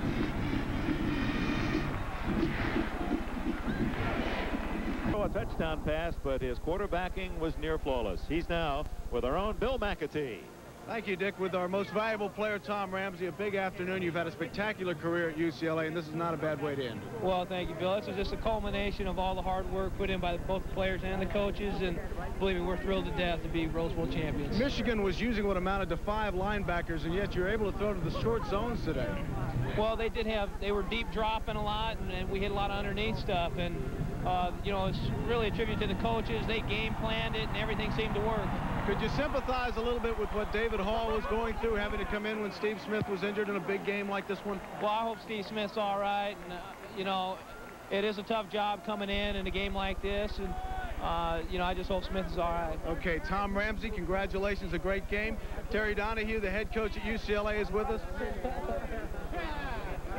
Coach, it's been a while getting here, but a nice job today. This has to be a very satisfying victory for you. Well, of course, any win in a big game like this is always satisfying, and the University of Michigan has a great program, and UCLA has a great program, and it was a very physical game, and we were fortunate to win. You were able to neutralize Anthony Carter as we get pushed around a little bit, able to neutralize Anthony Carter without weakening the rest of your defense. You were successful at that today. That had to be one of the keys. Well, I think we could do that because of the loss of Steve Smith to Michigan. I think that whenever you lose your first-string quarterback like that, it's difficult to win. And I think that Michigan has a great football team. Anthony Carter is a terrific player, and he didn't have his best game today, but it could have been due to the Smith's loss. But our defense was spectacular. Terry Donahue, thank you very much. Gentlemen, back upstairs. All right, thank you, Bill. Good job. Congratulations to Terry Donahue and his fine quarterback, Tom Ramsey. A final thought, Merlin? Just a great football game, and I think UCLA able to do what they had to do today, get time for their quarterback, and Michigan couldn't get Anthony Carter sprung loose. So that's the story from the Rose Bowl. From Merlin Olsen, Dick Enberg, now to the Orange Bowl, and Don Crickey. Thank you, Dick. The Huskers of Nebraska, the Tigers of LSU have just completed their pregame warm.